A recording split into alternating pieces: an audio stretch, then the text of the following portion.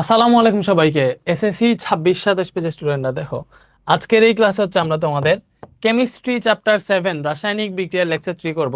So গত ক্লাসে আমরা কতটুকু পড়ছিলাম? গত ক্লাসে হচ্ছে আমরা তোমাদের দহন বিক্রিয়া পর্যন্ত পড়ছিলাম, মনে আছে? দহন বিক্রিয়া পর্যন্ত পড়ছিলাম, তারপরে হচ্ছে বিয়োজন বিক্রিয়া, সব বিক্রিয়া পড়ে গেছে। সো এখন দেখো, এই যে দহন, সংযোজন, প্রতিস্থাপন, বিয়োজন, সংশ্লেষণ, যেটাই বলো না কেন, ওইগুলো ছিল জারণ বিজারণ বিক্রিয়া বা রেডক্স বিক্রিয়ার উদাহরণ। সো আজকে আমরা পড়বো নন রেডক্স বিক্রিয়া। দেখো, নন রেডক্স মানে কি? নন রেডক্স, নন নন রেডক্স জিনিসটা বুঝো। এই রেডক্স মানে জারণ বিজারণ, তোমরা জানো। নন মানে কি? না, ঠিক আছে? দ্যাট মিনস নন রেডক্স বিক্রিয়া মানে হইতেছে জারণ বিজারণ বিক্রিয়া নয়। যে বিক্রিয়াটা জারণ বিজারণ বিক্রিয়া নয়, জারণ বিজারণ, জারণ বিজারণ নয়, ঠিক আছে? জারণ বিজারণ বিক্রিয়া নয় যেটা, এটাই হচ্ছে আমাদের নন রেডক্স বিক্রিয়া। এখন নন রেডক্স বিক্রিয়া মানে কি? জারণ বিজারণ বিক্রিয়া নয়। দ্যাট মিনস জারণ বিজারণ মানে কি বলো? যেই বিক্রিয়ায় ইলেকট্রনের স্থানান্তর ঘটে ওইটা জারণ বিজারণ বিক্রিয়া। তাহলে জারণ বিজারণ বিক্রিয়া নয়, অর্থাৎ নন রেডক্স বিক্রিয়ার সংজ্ঞা কি? যে বিক্রিয়ায় ইলেকট্রনের স্থানান্তর ঘটে না, ওইটাই নন রেডক্স বিক্রিয়া। যেমন ধরো, আমি তোমার যদি একটা উদাহরণ দেখাই, এই যে সোডিয়াম হাইড্রোক্সাইড এবং হাইড্রোক্লোরিক অ্যাসিড যদি বিক্রিয়া করে, তাহলে দেখবা এটা থেকে সোডিয়াম এবং ক্লোরিনে বিক্রিয়া করে উৎপন্ন করবে সোডিয়াম ক্লোরাইড, এবং এই OH আর H মিলে উৎপন্ন করবে H2O। তাহলে এই জায়গাটা ভালো মতো খেয়াল করো, এটা এটাতে ইলেকট্রনের স্থানান্তর ঘটছে কিনা এটা তুমি কেমনে চেক করবা? তুমি দেখো, এখানে বিক্রিয়কের প্রত্যেকটার জারণ সংখ্যা বের করো। এই জায়গায় সোডিয়ামের জারণ সংখ্যা +1, অক্সিজেনের -2, হাইড্রোজেনের +1, এই জায়গায় হাইড্রোজেনের +1, ক্লোরিনের -1। তুমি জারণ সংখ্যা তো বের করতে পারবা। এখানে সোডিয়ামের জারণ সংখ্যা +1 হবে, ক্লোরিনেরটাও -1 হবে। হিসাব করে দেখো, হাইড্রোজেনের জারণ সংখ্যা +1, অক্সিজেনের জারণ সংখ্যা -2। তাহলে তুমি চিন্তা করে দেখো, এই যে এই জায়গায় সোডিয়ামের জারণ সংখ্যা +1, এই জায়গায় সোডিয়ামের জারণ সংখ্যা +1। দ্যাট মিনস সোডিয়ামের জারণ সংখ্যার কি কোনো চেঞ্জ হয়েছে? জারণ মানের কোনো চেঞ্জ হয়েছে? এই যে এটা বিক্রিয়ক, এটা উৎপাদ। সো বিক্রিয়ক এবং উৎপাদে গিয়ে যদি কোনোটারই জারণ মান চেঞ্জ না হয়, দ্যাট মিনস ওইটাতে তো ইলেকট্রনের স্থানান্তর ঘটে নাই, ওইটা জারণ বিজারণ বিক্রিয়া নয়। এই যে এখানে অক্সিজেনের জারণ মান -2, এই জায়গায় অক্সিজেনের জারণ মান -2, হয় নাই? জারণ বিজারণ নয়। এই জায়গায় হাইড্রোজেনের জারণ সংখ্যা কত? +1, এই জায়গায়ও হাইড্রোজেনের জারণ সংখ্যা +1, এখানেও হাইড্রোজেনের জারণ সংখ্যা +1, কোনো চেঞ্জ হয় না। ক্লোরিনের জারণ সংখ্যা -1, উৎপাদক ক্লোরিনের জারণ সংখ্যা -1। সো জারণ মানে কোনো পরিবর্তন হয় না। দ্যাট মিনস এটা হচ্ছে আমাদের কি? নন রেডক্স বিক্রিয়া বা জারণ বিজারণ বিক্রিয়া নয়, কজ এগুলাতে ইলেকট্রনের স্থানান্তর ঘটে নাই। এখন এই যে নন রেডক্স বিক্রিয়া, আমরা তোমাকে পড়াইছিলাম, মনে আছে? যে নন রেডক্স বিক্রিয়া কয়েক ধরনের। স্পেশালি নন রেডক্স বিক্রিয়ার মধ্যে তুমি পাবে একটা প্রশমন বিক্রিয়া, একটা পাবা প্রশমন বিক্রিয়া, ঠিক আছে? এবং আরেকটা পাবা হইতেছে তুমি অধক্ষেপণ বিক্রিয়া। কি বলছি? প্রশমন বিক্রিয়া এবং অধক্ষেপণ বিক্রিয়া, প্রশমন বিক্রিয়া এবং অধক্ষেপণ বিক্রিয়া। এখন প্রশমন বিক্রিয়া জিনিসটা কি বলো? এই যে নন রেডক্সের মধ্যে কি কি আছে? প্রশমন বিক্রিয়া, অধক্ষেপণ বিক্রিয়া। এখন প্রশমন বিক্রিয়া কি ভাইয়া? প্রশমন বিক্রিয়া হইতেছে অ্যাসিড আর ক্ষারের, দেখো, অ্যাসিড আর ক্ষার বিক্রিয়া করে যদি তোমার লবণের পানি উৎপন্ন করে, তাহলে ওইটাই প্রশমন বিক্রিয়া। কি বলছি? অ্যাসিড আর ক্ষার বিক্রিয়া করে যদি লবণের পানি উৎপন্ন করে, ওইটাই প্রশমন বিক্রিয়া। দেখো, যেই বিক্রিয়াটা ক্ষারক ও অম্লের মধ্যে হয়, মানে ক্ষার আর অ্যাসিডের মধ্যে হয়, ঠিক আছে? তো ক্ষার আর অ্যাসিডের মধ্যে বিক্রিয়ার মাধ্যমে লবণ ও পানি সৃষ্টি হওয়াকে প্রশমন বিক্রিয়া বলে। শেষ। প্রশমন বিক্রিয়া জিনিসটা কি? অ্যাসিড আর ক্ষার বিক্রিয়া করে লবণ আর পানি উৎপন্ন করবে। যে একটু আগে যেটা আমরা দেখছি, এই যে এই সোডিয়াম হাইড্রোক্সাইড, এটা একটা ক্ষার, হাইড্রোক্লোরিক অ্যাসিড, এটা একটা অ্যাসিড, এই দুটা বিক্রিয়া করবে, সোডিয়াম আর ক্লোরিনে বিক্রিয়া করে উৎপন্ন করলো sodium chloride, H R OH একসাথে মিলে উৎপন্ন করলো পানি। তাহলে দেখো, এটা হচ্ছে ক্ষার, এটা ক্ষার, এটা অ্যাসিড। সো ক্ষার আর অ্যাসিড পরস্পর বিক্রিয়া করে আমার এই জায়গায় লবণ উৎপন্ন করছে, এই জায়গায় পানি উৎপন্ন করছে। তো ক্ষার আর অ্যাসিডে যদি বিক্রিয়া করে লবণ আর পানি উৎপন্ন করে, তাহলে এইটা যে বিক্রিয়া, ওইটার নাম প্রশমন বিক্রিয়া। দেখুন, এটা প্রশমন বিক্রিয়া। প্রশমন বিক্রিয়ায় সবসময় তাপ উৎপন্ন হয়। দ্যাট মিনস প্রশমন বিক্রিয়া সবসময় তাপ উৎপাদী বিক্রিয়া।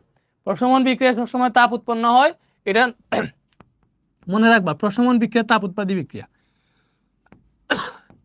প্রশমন বিক্রিয়া তাপ উৎপাদী বিক্রিয়া,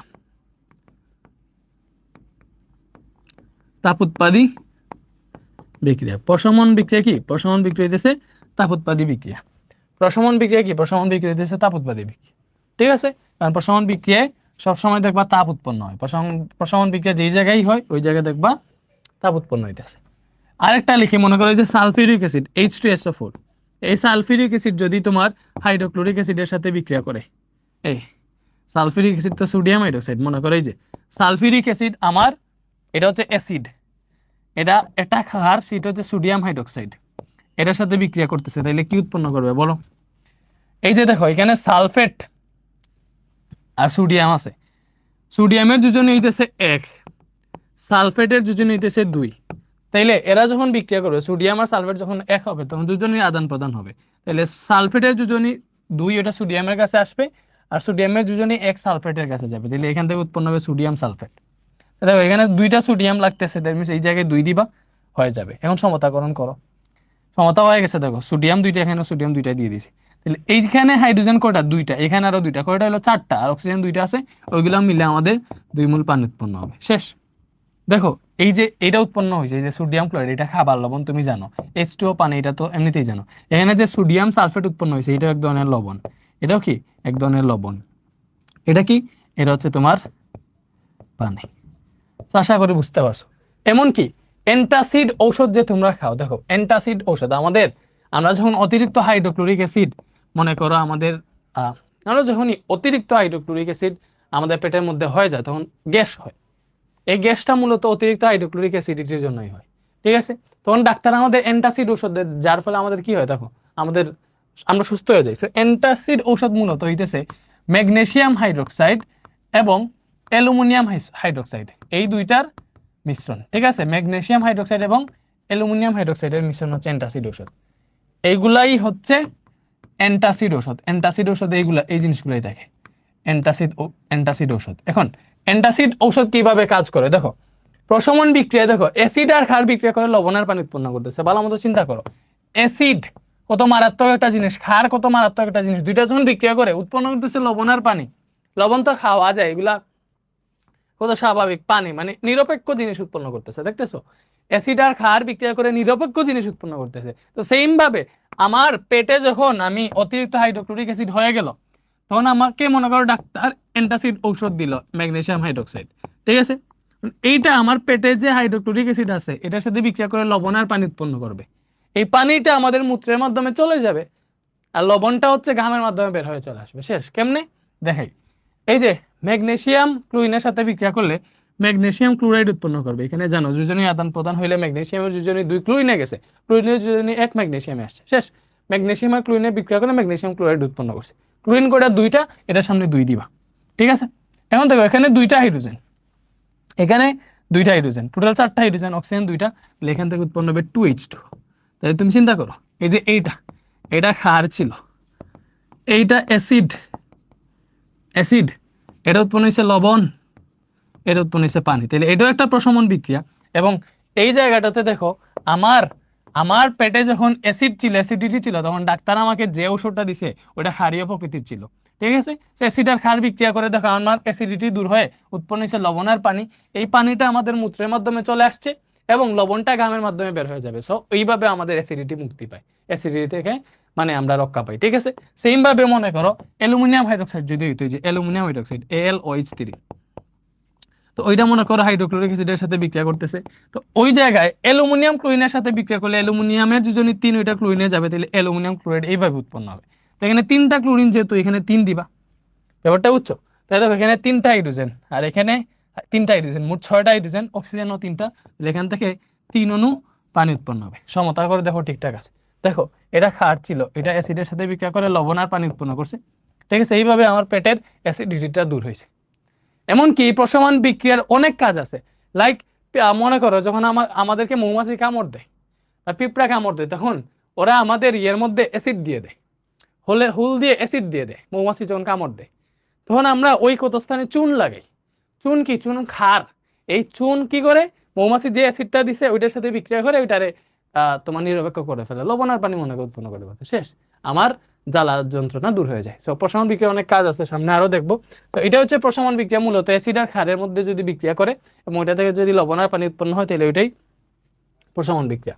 এরপর হইতেছে অধক্ষেপণ বিক্রিয়া। অধক্ষেপণ বিক্রিয়াটা মূলত হইতেছে, মনে করো এমন 2টা বিক্রিয়ক বা কয়েকটা বিক্রিয়ক যেগুলা দ্রবণীয়, পানিতে দ্রবীভূত হয়, তো ওইগুলা বিক্রিয়া করে যদি কোনো কঠিন বা এমন একটা পদার্থ, এমন একটা উৎপাদ সৃষ্টি করলো যেটা পানিতে দ্রবীভূত হয় না, অদ্রবণীয়, তখন ওইটা কি হয়, ওইটা হচ্ছে পাত্রের তলানিতে জমে থাকে। ওই যে জমা পাত্রের তলানিতে যেটা জমছে ওইটাই হচ্ছে অদক্ষেপ। কি বলছি, মনে করো যে আমার কয়েকটা বিক্রিয়ক আছে, ওইগুলা পানিতে দ্রবীভূত হয় বা দ্রবণীয়, ওইগুলা বিক্রিয়া করে এমন একটা উৎপাদ উৎপন্ন করছে যে এটা পানিতে দ্রবীভূত হয় না। তখন ওইটা কি হয়, তখন ওইটা পাত্রের তলায় অদক্ষেপ রূপে জমা হয়।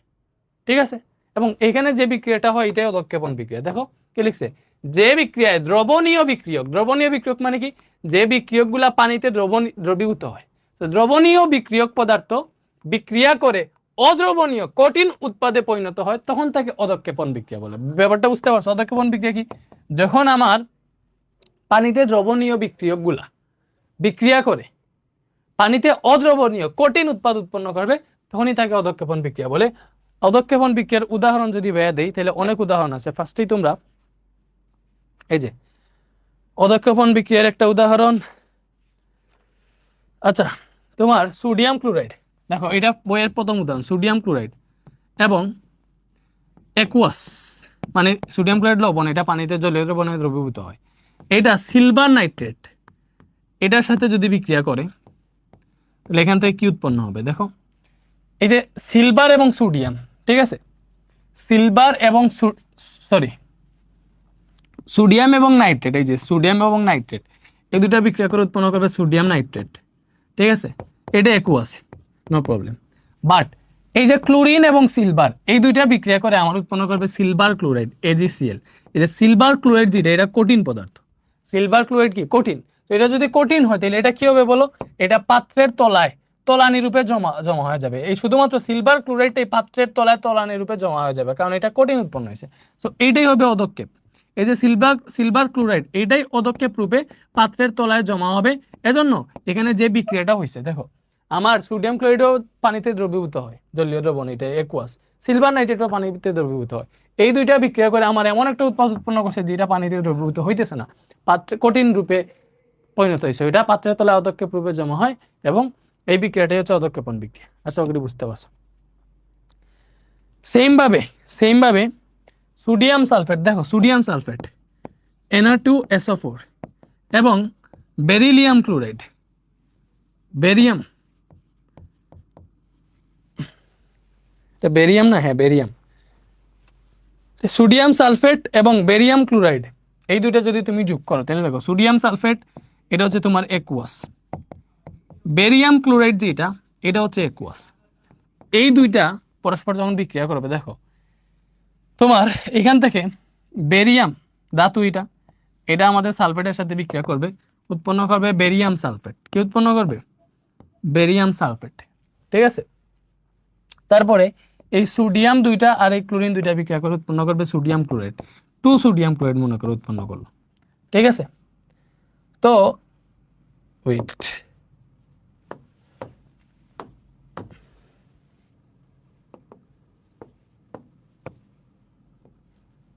ওকে, তো এই জায়গাটাতে এই যে বেরিয়াম সালফেট যেটা দেখতেছো, এই বেরিয়াম সালফেটটা হয় কঠিন। ঠিক আছে, এবং এইটা পাত্রের তলায় তলানি রূপে জমা হয় বা অদক্ষেপ রূপে জমা হয়। বেরিয়াম সালফেটটা এটাই হচ্ছে অদক্ষেপ রূপে জমা হয়, এবং এই বিক্রিয়াটাই অদক্ষেপণ বিক্রিয়া। এবং এই যে সোডিয়াম ক্লোরাইড এটা তো তোমার দ্রবীভূত হয়ে যাবে অ্যাকুয়াস, এটা তুমি জানো সবাই। ঠিক আছে, তারপরে আরো আছে, মনে করো এই যে অ্যালুমিনিয়াম ক্লোরাইড, অ্যালুমিনিয়াম ক্লোরাইড না, এটা হচ্ছে হ্যাঁ অ্যালুমিনিয়াম ক্লোরাইড যদি পানির সাথে বিক্রিয়া করা হয়। আচ্ছা, এটা তোমাকে আদ্র বিশ্লেষণ বিক্রিয়াতে দেখাবো। আরেকটা জিনিস দেখো, এতটুকুই থাক। দেখো অদক্ষেপণ বিক্রিয়া তোমার বই এই দুইটা দিয়ে দেওয়া, ঠিক আছে, এগুলাই যদি জানো মোটামুটি এগুলা থেকে ঘুরে ফিরে আসবে। অদক্ষেপণ বিক্রিয়া হচ্ছে যে বিক্রিয়ায় তোমার বিক্রিয়কগুলা পানিতে দ্রবীভূত হয়। ঠিক আছে, তো ওইগুলা দ্রবণীয় থাকে আর কি। ঠিক আছে, তো ওইগুলা যখন বিক্রিয়া করে অদ্রবণীয় কোনো উৎপাদ উৎপন্ন করে, তখনই এটা ওই উৎপাদটা পাত্রের তলায় অদক্ষেপ হিসেবে জমা হয়, এবং এই পুরো বিক্রিয়াটাকে অদক্ষেপণ বিক্রিয়া বলে। আশা করি বুঝতে পারছো। আমরা বিভিন্ন ধরনের বিক্রিয়া দেখবো। ফার্স্টে হচ্ছে আদ্র বিশ্লেষণ।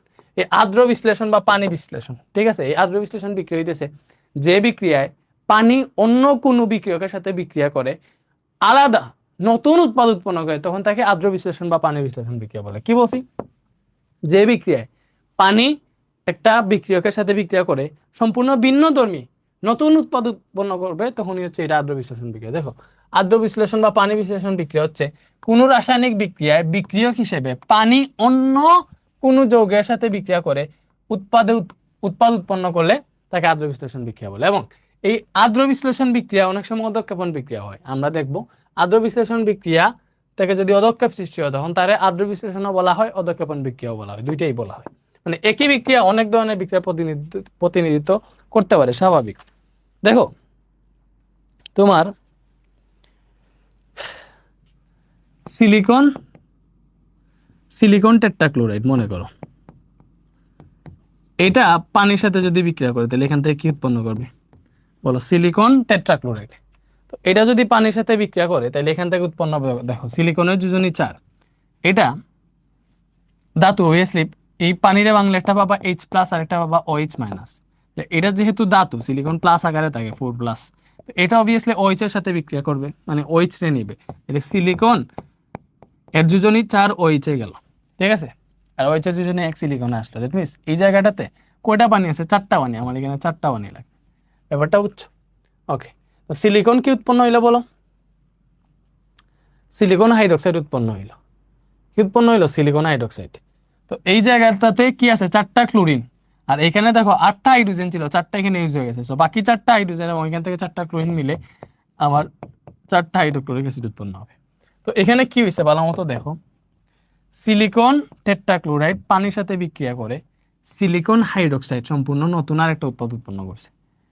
তখন এই যে এই বিক্রিয়াটাই হচ্ছে আমার আদ্র বিশ্লেষণ বিক্রিয়া বা পানি বিশ্লেষণ বিক্রিয়া। যেমন ধরো অ্যালুমিনিয়াম ক্লোরাইড পানির সাথে বিক্রিয়া করতেছে, সো ওই জায়গায় অ্যালুমিনিয়ামের যোজনী 3, দ্যাট মিনস অ্যালুমিনিয়াম এখান থেকে OH এর সাথে যুক্ত হবে, 3টা OH এর সাথে আর কি, অ্যালুমিনিয়াম হাইড্রোক্সাইড উৎপন্ন করবে, ঠিক আছে। তো এই যে অ্যালুমিনিয়াম হাইড্রোক্সাইড, এই অ্যালুমিনিয়াম হাইড্রোক্সাইডটা থাকে সলিড, পানির তো লিকুইড, এবং এটা থাকে হচ্ছে অ্যাকুয়াস, ঠিক আছে। অ্যালুমিনিয়াম টেট্রাক্লোরাইড থাকে অ্যাকুয়াস, বুঝছো? তাহলে এখান থেকে দেখো অ্যালুমিনিয়াম কি করছে? OH এর সাথে বিক্রিয়া করে অ্যালুমিনিয়াম হাইড্রোক্সাইড উৎপন্ন করছে, 3টা OH আছে, দ্যাট মিনস এখানে 3 দিতে হবে, দাও সমতা হইলো। তাহলে এখান থেকে 6টা হাইড্রোজেন আছে, এখানে 3টা ইউজ হয়েছে, বাকি 3টা হাইড্রোজেন আর এই 3টা ক্লোরিন মিলে 3 অণু হাইড্রোক্লোরিক অ্যাসিড উৎপন্ন হবে, ঠিক আছে। তো এই জায়গাটাতে দেখো অ্যালুমিনিয়াম হাইড্রোক্সাইড যেটা, এটা সলিড উৎপন্ন হয়েছে, দ্যাট মিনস এটা কিন্তু পাত্রের নিচে অধক্ষেপ হিসেবে জমা হবে, ঠিক আছে। তো এটা কিন্তু একই সাথে পানি বিশ্লেষণ বা আদ্র বিশ্লেষণ বিক্রিয়া। কেন? বিকজ একটা পানি কি করছে, পানি অন্য একটা বিক্রিয়কের সাথে বিক্রিয়া করে নতুন উৎপাদ উৎপন্ন করছে, মানে একটা উৎপাদ উৎপন্ন করছে। যেইভাবে বিক্রিয়াটা হয়, যে পানি একটা বিক্রিয়কের সাথে বিক্রিয়া করে আলাদা একটা উৎপাদ উৎপন্ন করছে, সো এটা আদ্র বিশ্লেষণ বিক্রিয়া। তো এটা আদ্র বিশ্লেষণ বিক্রিয়ায় পড়লো। আবার এখানে দেখতেছি যে উৎপাদটা উৎপন্ন করছে ওটা সলিড মানে কঠিন, ওটা পাত্রের নিচে তোলানি হিসেবে জমা পড়বে, এটা অধক্ষেপ রূপে জমা পড়বে, জানো এটা একই সাথে আদ্র বিশ্লেষণ বিক্রিয়া প্লাস অধক্ষেপণ বিক্রিয়া বলতে পারবো, ঠিক আছে। যেমন ধরো এই যে বিক্রিয়াটা বলো, ক্যালসিয়াম অক্সিজেনের সাথে বিক্রিয়া করছে, এখান থেকে উৎপন্ন করবে কি? Calcium oxide. কি উৎপন্ন করবে? Calcium oxide. তো সমতা করলে এরকম হবে ব্যাপারটা। তো এটা কয় ধরনের বিক্রিয়া বলতে পারবা? দেখো এইটাতে দেখো আমরা বিক্রিয়া সংখ্যা অনুযায়ী 2 বা ততোধিক পদার্থ, ঠিক আছে, 2 বা ততোধিক পদার্থ একই সাথে বিক্রিয়া করে একটা মাত্র উৎপাদ উৎপন্ন করছে, সো ওই সংখ্যা অনুযায়ী এটারে বলতে পারবো সংযোজন বিক্রিয়া। এটারে সংযোজন বিক্রিয়া বলতে পারবো, ভালো মতো বুঝে এটারে কি বলতে পারবো? সংযোজন বিক্রিয়া। এবং এটাতে দেখো দুইটা মৌলিক পদার্থ একসাথে হয়ে একটা মাত্র যৌগ উৎপন্ন করছে, যেহেতু দুইটা মৌলিক পদার্থ একসাথে হয়ে একটা যৌগ উৎপন্ন করছে, তো এটারে সংযোজনের সাথে সংশ্লেষণ বিক্রিয়াও বলতে পারবো। বলতে পারবো কিনা? অবশ্যই বলতে পারবো। এবং আরেকটা জিনিস দেখো, এটারে আরেকটা জিনিস বলতে পারবো কি, এটাতে দেখো এই ক্যালসিয়ামটা অক্সিজেনের সাহায্যে পুরাইয়া ক্যালসিয়াম অক্সাইড উৎপন্ন করা হয়েছে, ক্যালসিয়ামের অক্সাইডে পরিণত করা হয়েছে। কোনো মৌল বা যৌগরে অক্সিজেনের উপস্থিতিতে যদি পুরাও এবং ওইটা থেকে তার তার তার অক্সাইড যদি উৎপন্ন করো, তাহলে তাকে দহন বিক্রিয়াও বলা হয়। দ্যাট মিনস এটার একই সাথে 3টা বিক্রিয়া বলতে পারবা। এটা একই সাথে সংযোজন, সংশ্লেষণ, দহন বিক্রিয়া 3 ধরনের বিক্রিয়ার প্রতিনিধিত্ব করে। সো একটা বিক্রিয়া অনেক ধরনের বিক্রিয়া হইতে পারে, একটা বিক্রিয়া অনেক ধরনের বিক্রিয়ার প্রতিনিধিত্ব করতে পারে, এটা মনে রাখো, ঠিক আছে। তো আশা করি আমরা আদ্র বিশ্লেষণ বা পানি বিশ্লেষণ বিক্রিয়া বলছি। এখন আদ্র বিশ্লেষণ বা পানি বিশ্লেষণ বিক্রিয়ার এই টাইপের আরেকটা আছে পানি যোজন বিক্রিয়া, মানে দুইটাই পানি দিয়ে। পানি যোজন বিক্রিয়া হইতেছে, দেখো আমরা আদ্র বিশ্লেষণ বিক্রিয়া দেখছিলাম পানি আরেকটা বিক্রিয়কের সাথে বিক্রিয়া করে নতুন আরেকটা উৎপাদ উৎপন্ন করছে।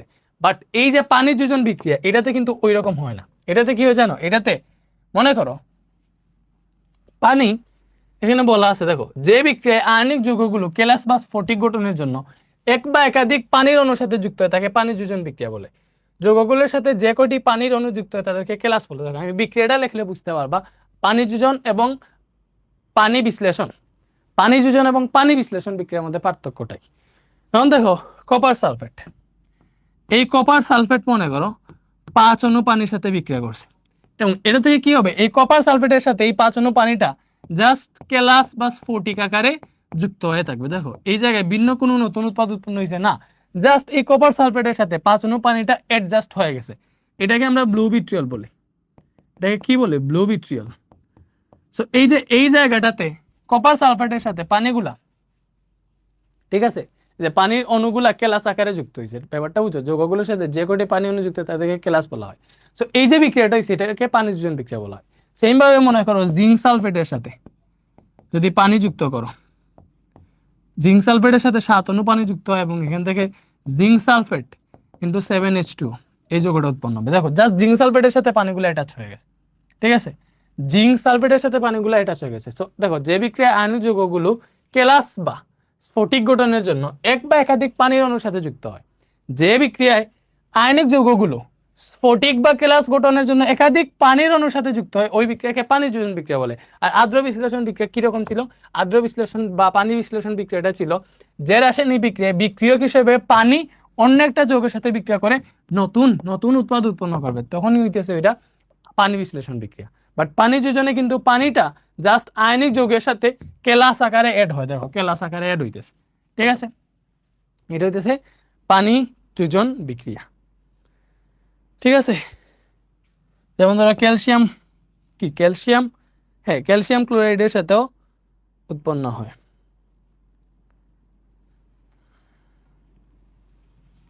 ক্যালসিয়াম ক্লোরাইডের সাথেও যদি 6 অণু পানি যুক্ত করো, এটা থেকে তোমার কি উৎপন্ন হবে, এটা থেকে উৎপন্ন হবে ক্যালসিয়াম ক্লোরাইড 6H2। এটার নাম কি বলে, এটাতে 7টা পানি যুক্ত হয়েছে না, সো এটার নাম হচ্ছে হেপ্টা। 7টা যুক্ত হলে এটার কি বলা হয়, হেপ্টা। 6টা যুক্ত হলে এটার বলা হয় হেক্সা। তাহলে হেপ্টা পানিরে বলা হয় hydrate, hepta hydrate zinc sulphate, এটাই এটাই তো হেপ্টা হাইড্রেট জিঙ্ক সালফেট। উপরেরটা ব্লু ভিট্রিয়ল তো, বাট এটার এমনিতে নাম কি পেন্টাহাইড্রেট কপার সালফেট, এটা হেপ্টাহাইড্রেট জিঙ্ক সালফেট। ওকে, এটা কি, এটা হইতেছে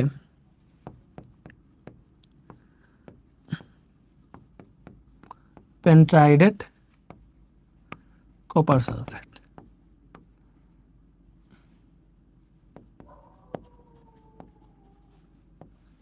এবং এটা কি বলো, ক্যালসিয়াম ক্লোরাইডের সাথে 6 অণু পানি যুক্ত হয়েছে কেলাস আকারে, জাস্ট এটা হইতেছে 6 অণু পানি যুক্ত হয়েছে জন্য 6 বলা হয় হেক্সা। তাহলে হেক্সাহাইড্রেট, হেক্সাহাইড্রেট ক্যালসিয়াম ক্লোরাইড।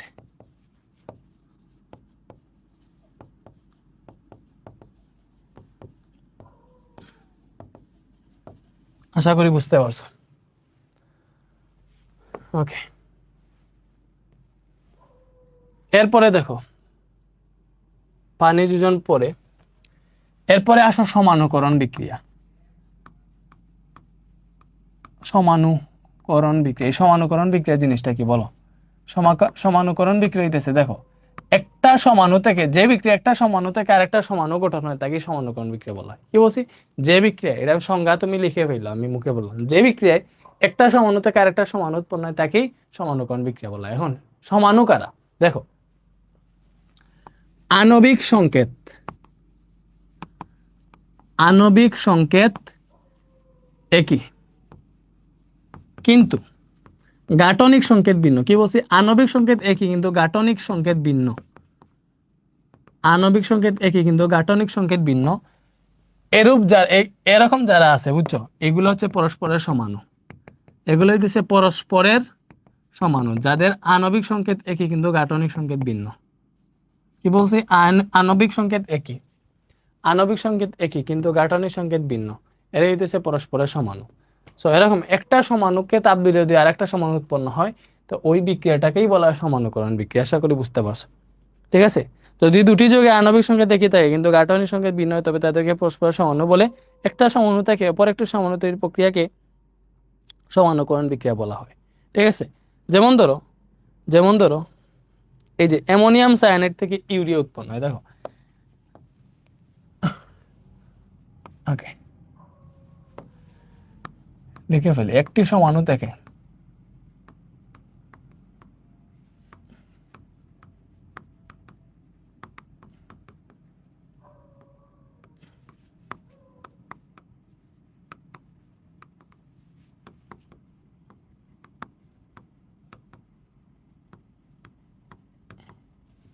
প্রক্রিয়াকে সমাণুকরণ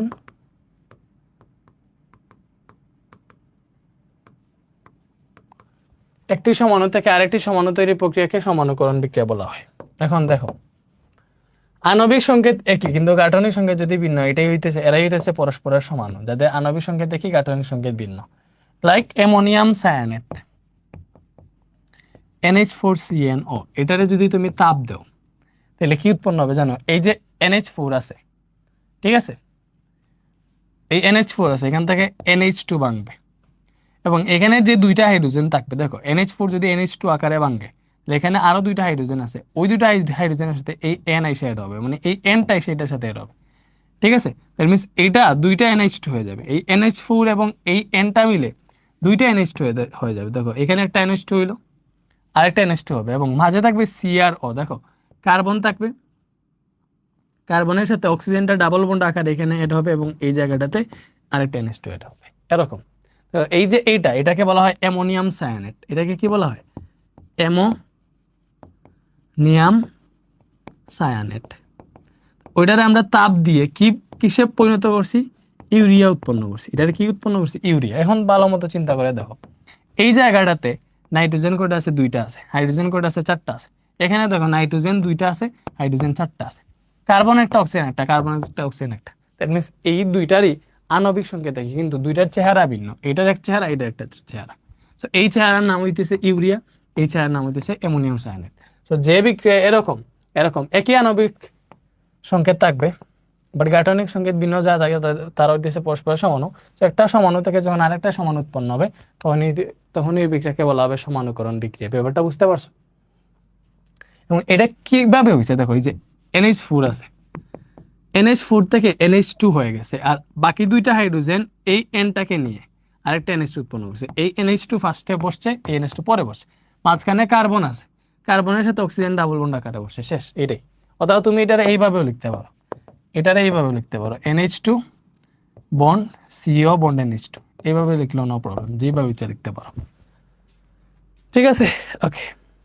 এরপরে আছে পলিমারকরণ বিক্রিয়া। এই সবগুলা বিক্রিয়া দেখো নাম সংজ্ঞা সহ দেখো, পলিমারকরণ বিক্রিয়া, এগুলা জানলেই তোমার সব হয়ে যাবে আর কিছু লাগবে না। পলিমারকরণ বিক্রিয়া কি? যে বিক্রিয়ায় অসংখ্য মনোমার একসাথে যুক্ত হয়ে একটা বৃহৎ পলিমার তৈরি করে তাকে পলিমারকরণ বিক্রিয়া বলে। কি বলছি? যে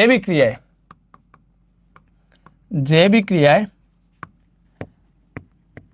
অসংখ্য মনোমার, দেখো এইটা পুরোটা বেসিকের উপর ক্লাস নিতেছি, একটা মাত্র সিকিউ সলভিং ক্লাস দিব, ওই সিকিউ সলভিং ক্লাসটা করলে কিন্তু এই চ্যাপ্টার থেকে তোমার সব ক্লিয়ার হয়ে যাবে, কিছুই বাকি থাকবে না।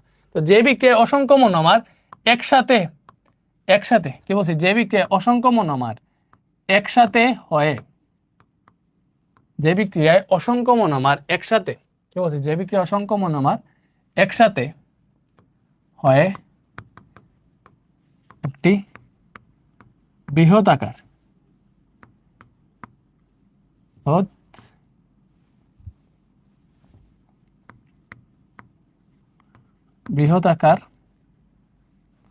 যে বিক্রিয়ায় অসংখ্য মনোমার একসাথে একটি বৃহদাকার পলিমার গঠন করে, একটি বৃহদাকার পলিমার গঠন করে তাকে পলিমারকরণ বিক্রিয়া বলে। কি বলছি? যে বিক্রিয়ায় অসংখ্য মনোমার একসাথে একটা বৃহদাকার পলিমার গঠন করে তাকে পলিমারকরণ বিক্রিয়া বলে। লাইক মনে করো এই যে CH2 ডাবল বন্ড CH2, এটার নাম হচ্ছে ইথিন। তো N সংখ্যক ইথিন ব্যাপারটা বুঝছো? মানে এরকমও বলতে পারো যে বিক্রিয়ায় অনেকগুলা ক্ষুদ্র ক্ষুদ্র পরমাণু একসাথে গঠন হয়, একসাথে হয়, একটা বৃহৎ আকার অণু গঠন করে, তখন ওইটাকে পলিমারকরণ বিক্রিয়া বলে। এবং যে ক্ষুদ্র ক্ষুদ্র পরমাণুগুলো আছে ওইগুলোকে বলা হয় মনোমার, এবং যে বৃহৎ আকার অণুটা গঠন হয় এটাকে বলা হয় পলিমার। ঠিক আছে, মনোমার মানে কি? ক্ষুদ্র ক্ষুদ্র পরমাণু, পলিমার মানে বৃহৎ আকার অণু। সো এন সংখ্যক মনে করো ইথিন,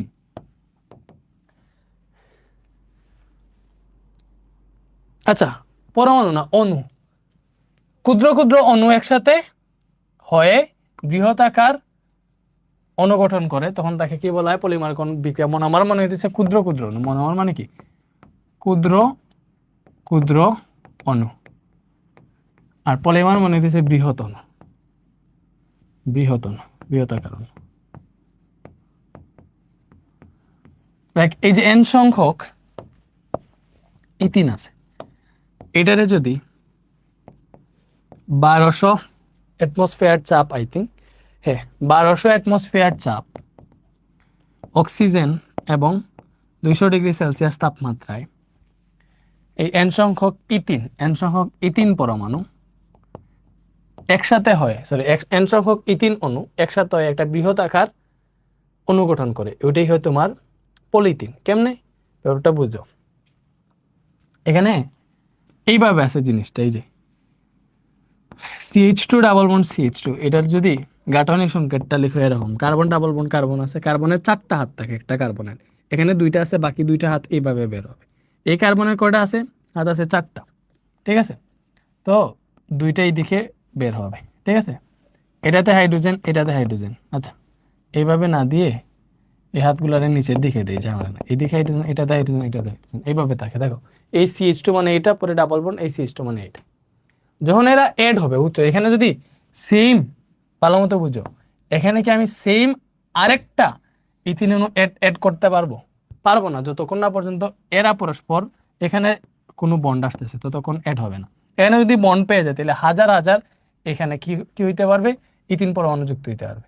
এজন্য কি হবে এই জায়গাটাতে ভাই তোমাকে বলি, একটা বন্ড এখানে যদি ভেঙে দাও তাহলে কি হবে? তাহলে দেখা যাবে এই যে কার্বন আছে, এই কার্বনের 4টা হাত, এখানে 3টা হাত আছে, এইদিকে আর একটা হাত বের হবে। ব্যাপারটা বুঝতেছো? একটা বন্ড খালি হয়ে যাবে, একটা হাত খালি হয়ে যাবে, এটার 3টা হাত, এদিকে একটা হাত বের হবে, 4টা হাত হয়ে যাবে। ব্যাপারটা বুঝছো? তখন তখন মনে করো এটার সাথে এই যে এন সংখ্যক ইথিন আছে, তার মিনস হাজার হাজার ইথিন আছে, এগুলা এইভাবে পরস্পরের সাথে যুক্ত হয়ে যাবে। ব্যাপারটা বুঝছো? পরস্পরের সাথে কি হবে? যুক্ত হয়ে যাবে, পরস্পরের সাথে যুক্ত হয়ে যাবে। ঠিক আছে, এইভাবে এরা পরস্পরের সাথে যুক্ত হয়ে বৃহৎ আকার অণু গঠন করবে, তখনই হবে এটা কি? বৃহৎ পলিমার বা পলিথিন। সো এটা মূলত এইভাবে থাকে, কার্বন ডাবল বন্ড কার্বন, এদিকে একটা হাত, এইদিকে একটা হাত, এইদিকে একটা হাত, এইদিকে একটা হাত, এখানে হাইড্রোজেন, এখানে হাইড্রোজেন, এখানে হাইড্রোজেন, এখানে হাইড্রোজেন। তো তুমি যদি একটা বন্ড ভেঙে ফেলো, কার্বনের তো 4টা হাত থাকে, এজন্য এইদিকে একটা হাত বের হবে, এইদিকে একটা হাত বের হবে, এবং এন সংখ্যক এরকম ইথিন পরমাণু একসাথে যুক্ত হবে, তখন এটা পলিথিন হয়ে যাবে। সো এটা যদি লিখে দিই CH2 আছে, ভালো মতো বুঝো, CH2 আছে, 2টা বন্ড আছিল, একটা ভেঙে যাবে, একটা বন্ড হবে, পরে CH2। তো এখান থেকে একটা বন্ড ভাঙলে দেখো এইদিকেও একটা বন্ড বের হইতেছে, এইদিকেও একটা বন্ড বের হইতেছে। দেখো এখান থেকে বন্ড একটা ভাঙলে এইদিকে একটা বন্ড, এইদিকে একটা বন্ড বের হইতেছে না? একটা ভাঙলে এটাতে 3টা বন্ড হয়ে যাইতেছে, তখন এইদিকে একটা দেওয়া লাগতেছে, এখানে একটা থাকলে এখানে টোটাল 3টা হইতেছে, এখানে আরেকটা দেওয়া লাগতেছে, এইভাবে। এইভাবে এন সংখ্যক ইথিন পরমাণু যুক্ত হয়ে যেটা গঠন করে, এটার নাম হচ্ছে পলিথিন, পলিথিন। সো এখানে দেখো এন সংখ্যক ইথিন থেকে কি হয়েছে? ওরা একসাথে যুক্ত হয়ে বৃহৎ আকার একটা অণু গঠন করছে। এটা বৃহৎ আকার, কিন্তু একসাথে যখন হবে অনেক বড় হবে। তো এখানে যেটা হয়েছে এটার নাম হচ্ছে পলিথিন। সো এই বিক্রিয়াটাই হচ্ছে পলিমারকরণ বিক্রিয়া। আশা করি বুঝতে পারছো, আশা করি বুঝতে পেরেছো। সেম ভাবে পলিপ্রোপিনের একটা বিক্রিয়া আছে। মনে করো প্রোপিন, প্রোপিনের সংকেত কি? CH3 bond CH double bond CH2, এইভাবে তো জিনিসটা। সো পলিমারকরণ বিক্রিয়ার ক্ষেত্রে তোমার হচ্ছে মনে করো ডাবল বন্ড যেটা, এটা ভাঙে, এই জন্য এটা সুবিধার্থে CH3 যেটা আছে, এই CH3 পার্টটাকে আমি উপরের দিকে লিখতে পারি, নো প্রবলেম। মনে করো এইভাবে লিখলাম CH3। সো এটার নাম হচ্ছে আমাদের, এটার নাম হচ্ছে আমাদের প্রোপিন। এটা কি? এটা হচ্ছে প্রোপিন। সো এই প্রোপিনকে যদি টাইটানিয়াম ক্লোরাইড, তারপরে এই প্রভাবকগুলোর উপস্থিতিতে হেপ্টেন দ্রাবককে দ্রবীভূত করো, তাহলে এইটা দেখে এই যে ডাবল বন্ড আছে, এই যে সিএইচ, এখানে তো CH3 আছে, এই ডাবল বন্ডটা ভেঙে যাবে। দেখো দুইটা বন্ড আছে, ভেঙে যাবে, এদিকে একটা বন্ড বের হবে, এই CH2 এদিকে একটা বন্ড বের হবে, N সংখ্যক প্রোপিন যুক্ত হবে এবং এটার নাম হবে পলিপ্রোপিন। সো এই বিক্রিয়াটার নাম হইতেছে পলিমারকরণ বিক্রিয়া। আশা করি বুঝতে পারছো। এই ব্যাপারগুলো চ্যাপ্টার 11 আরো ক্লিয়ার হবে। শেষ, আমাদের বিভিন্ন রকম বিক্রিয়া শেষ। এখন জাস্ট কয়েকটা বিক্রিয়া দেখবো, এখানে লিখাই আছে। দেখো, লোহায় মরিচা পড়া। লোহায় কেমনে মরিচা পড়ে? এই যে লোহা আছে, লোহা যখন স্বাভাবিকভাবে তাকে আর কি, তখন মনে করো এই নিচ থেকে তো লাইট জ্বালানো নাই, এই জন্য কালো কালো লাগতেছে। আমিও তো বলি কালো কেন লাগতেছে, এই যে এখন তো সুন্দর লাগতেছে। আরে দেখছো, এ হাসিব লাইট জ্বালাইয়া দেয় নাই। হাসিবের একটা দাঁড়িয়ে দিই। এ হাসিব, এ হাসিব, হাসিব কি ঘুমাই গেছে? ওরে বইলা আমি ডাকছি। আমি তো বলি আমার কালো কালো লাগে কেন, এখন ঠিক আছে না? হ্যাঁ দেখো, লোহা, লোহা এমন একটা জিনিস, লোহাতে মনে করো খুব স্বাভাবিকভাবেই মরিচা পড়ে। মরিচা জিনিসটা কি? এই যে লোহার উপরে তোমরা দেখছো না, জঙ্গার বলি আমরা, জঙ্গার ধরে বসে বলি না, এই যে লালচে টাইপের যে দাগগুলা পড়ে এবং লোহাটা ক্ষয় হয়ে যায়, ওইটাই মরিচা। মরিচা কেমনে পড়ে? লোহা যখন স্বাভাবিক অবস্থায় তুমি বাইরে ফেলে দিবা, তখন মেঘ বৃষ্টি হইলো, লোহাতে যখন পানি লাগবে, তখন এই পানিটা লাগলেই ঝামেলা। লোহাতে যদি পানি না লাগে, ওইটাতে যেখানে রাখবা কোনো ক্ষতি হবে না। পানি যদি লাগে, তাহলে লোহা এমনিতে তো বায়ুতে মানে তোমার এনভায়রনমেন্টে অক্সিজেন আছে, সো লোহাতে যখনই পানি লাগবে, ওই পানি N সংখ্যক পানি লোহা অক্সিজেনের উপস্থিতিতে বিক্রিয়া করে, এটা উৎপন্ন করে Fe2O3NH2। তখন ওই জিনিসটা উৎপন্ন করলেই কি হয় দেখো, তখন হইতেছে মনে করো ওই জিনিসটাই মরিচা। মরিচা উৎপন্ন হয়, মরিচা উৎপন্ন হলে লোহাটা আস্তে আস্তে ক্ষয় হয়ে যায়। দেখো, আয়রন যখন বাতাসের অক্সিজেন ও জলীয় বাষ্পের সংস্পর্শে আসে, তখনই হচ্ছে এই বিক্রিয়াটা হয়। এই বিক্রিয়াটার নাম হইতেছে আমাদের মরিচা, কি বলে, এই বিক্রিয়াটা হয়। এই বিক্রিয়াটাই হচ্ছে লোহায় কি পড়ে, লোহায় মরিচা পড়ে, ঠিক আছে। এবং ক্রমাগত আয়রন ক্ষয় হয়। আচ্ছা, জিনিসটা বুঝাই। দেখো, লোহা, লোহা যখন, লোহার গায়ে যদি পানি লাগে, N সংখ্যক পানি লাগবে এবং বাতাসে অক্সিজেন আছে, অক্সিজেনের সংস্পর্শে যদি আসে, এমন একটা লোহা রাখা আছে, ওইটার মধ্যে পানিও লাগছে, আবার এটা অক্সিজেনের সংস্পর্শে আসছে, তখনই কি হবে, এখান থেকে উৎপন্ন হবে দেখো Fe2O3, মানে ফেরিক অক্সাইড, এবং এখান থেকে N সংখ্যক পানির অণু যুক্ত হবে, N সংখ্যক পানির অণু যুক্ত হবে। সো এই যে এই বিক্রিয়া এখানে যেটা উৎপন্ন হয়েছে, এটার নাম হইতেছে মরিচা, ঠিক আছে। এখানে যেটা উৎপন্ন হয়েছে এটা হচ্ছে মরিচা, এটা হচ্ছে মরিচার সংকেত। তো এখানে এই বিক্রিয়াটার নাম হচ্ছে লোহায় মরিচা পড়া, বুঝছো? তো এই যে লোহায় যে মরিচাটা পড়লো, এই মরিচা কি করে, আস্তে আস্তে লোহাকে ক্ষয় করে ফেলে। কেন? কারণ এই মরিচাটা তাকে, যে তোমার বইয়ে সুন্দর মতো দেওয়া আছে, মরিচাটা জাজরা জাতীয় পদার্থ হয়, এর ভেতর দিয়ে বাতাসের অক্সিজেন এবং জলীয় বাষ্প ঢুকে লোহার পৃষ্ঠকে ক্রমাগত ক্ষয় করতে থাকে। এভাবে লোহার তৈরি পুরো জিনিসটা একসময় নষ্ট হয়ে যায়। আচ্ছা, ব্যাপারটা বুঝো, তুমি এতটুকু এত কিছু জানা লাগবে না। লোহায় কেমনে মরিচা পড়ে?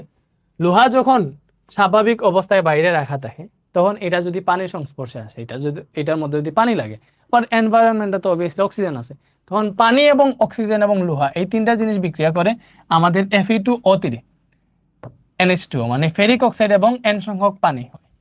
এটার নাম হচ্ছে মরিচা। এইভাবে মরিচা উৎপন্ন হয়। এই মরিচাই লোহাটাকে আস্তে আস্তে ক্ষয় করে ফেলে, কারণ মরিচা যা যুক্ত হয়, ওইটার মধ্যে দিয়ে জলীয় বাষ্প এগুলা ঢুকে কি করে ফেলে, লোহাকে ক্ষয় করে ফেলে। এবং এইখানে আয়রন, ক্রমাগত আয়রন ক্ষয় হয়ে একসময় নিঃশেষ হয়ে যায়। এরকম ডেঞ্জারাস একটা জিনিস, এবং এটা অনেক স্লো বিক্রিয়া, বুঝছো? লোহায় মরিচা অনেক স্লো ভাবে পড়ে। তো এই বিক্রিয়াটা অনেক ধীর গতির। এই বিক্রিয়াটা কি, ধীর গতির বিক্রিয়া। এই বিক্রিয়াটা হইতেছে ধীর গতির বিক্রিয়া। তারপরে তামা, অ্যালুমিনিয়াম, এগুলাতে কেন মরিচা পড়ে না? দেখো, তামা, অ্যালুমিনিয়াম এগুলাতে মরিচা পড়ে না, কারণ হচ্ছে এই যে তামা আছে না, তামা, তামার সঙ্গে যখন তামা বাতাসের যে অক্সিজেন আছে, এই বাতাসের অক্সিজেনের সাথে বিক্রিয়া করে উৎপন্ন করে, দেখো, তামা বাতাসের অক্সিজেনের সাথে বিক্রিয়া করে উৎপন্ন করে কপার অক্সাইড। এই যে কপার অক্সাইড উৎপন্ন হয়, এই কপার অক্সাইডটা কি হয়ে যায়, মনে করো তামা আছে না, তামার আশেপাশে এটা একটা আবরণ সৃষ্টি করে ফেলে। যখনই তামা বাতাসে অক্সিজেনের সাথে বিক্রিয়া করে, যে এটা উৎপন্ন করে কপার অক্সাইড, তখনই কি হয়ে যায়, তখনই হচ্ছে এটার একটা আস্তরণ পড়ে যায় তোমার চারপাশে, তামার জিনিসের চারপাশে, এরপরে এটার মধ্যে আর কোনো ক্ষতি হয় না, মরিচা পড়ে না, ঠিক আছে, পানি আর ঢুকতে পারে না, ব্যাপারটা বুঝছো? সেম ভাবে অ্যালুমিনিয়াম বাতাসের অক্সিজেনের সাথে বিক্রিয়া করে অ্যালুমিনিয়াম অক্সাইডের আস্তরণ পড়ে, যার ফলে উক্ত আস্তরণ পড়লে বাতাসের অক্সিজেন তা ভেদ করতে পারে না এবং ক্ষতি হয় না, ব্যাপারটা বুঝছো? এই তামা এবং অ্যালুমিনিয়াম ক্ষয় হয় না কেন? কারণ তামা বাতাসের অক্সিজেনের সংস্পর্শে আসলে কপার অক্সাইড উৎপন্ন করে, এবং অ্যালুমিনিয়াম বাতাসের অক্সিজেনের সংস্পর্শে আসলে অ্যালুমিনিয়াম অক্সাইড উৎপন্ন করে। এই যে অ্যালুমিনিয়াম অক্সাইডটা কেমনে উৎপন্ন হয়? অ্যালুমিনিয়াম অক্সাইড উৎপন্ন হয় এইভাবে, যে অ্যালুমিনিয়াম অক্সিজেনের সাথে বিক্রিয়া করতেছে, অ্যালুমিনিয়ামের যোজনী 3, অক্সিজেনের যোজনী 2, আদান প্রদান হইল, ঠিক আছে? তাহলে সমতা করতে গেলে দেখতেছি এখানে দেখো অক্সিজেন 3টা আছে, এখানে 2টা আছে, তো হবে না। এখানে যদি আমরা 3 দেই তখন 6টা অক্সিজেন হবে, এখানে 2 দিলে 6টা অক্সিজেন হবে, মিলে যাবে। বাট অ্যালুমিনিয়াম 4টা হয়ে গেছে। সো এইটা হচ্ছে মূলত বিক্রিয়া। সো এইভাবে অ্যালুমিনিয়াম অক্সিজেনের সংস্পর্শে এসে অ্যালুমিনিয়াম অক্সাইড উৎপন্ন করে এবং এইটার আস্তরণ পড়ে যায় অ্যালুমিনিয়ামের চারপাশে, যার ফলে বাতাসের অক্সিজেনগুলা এই আস্তরণ পড়ে গেলে বাকি অক্সিজেন তা ভেদ করতে পারে না এবং আর কিছু মনে করো এটার মধ্যে ঢুকতে পারে না। এর জন্য হচ্ছে তোমার অ্যালুমিনিয়াম আর কপারের ক্ষয়ক্ষতি হয় না, ঠিক আছে?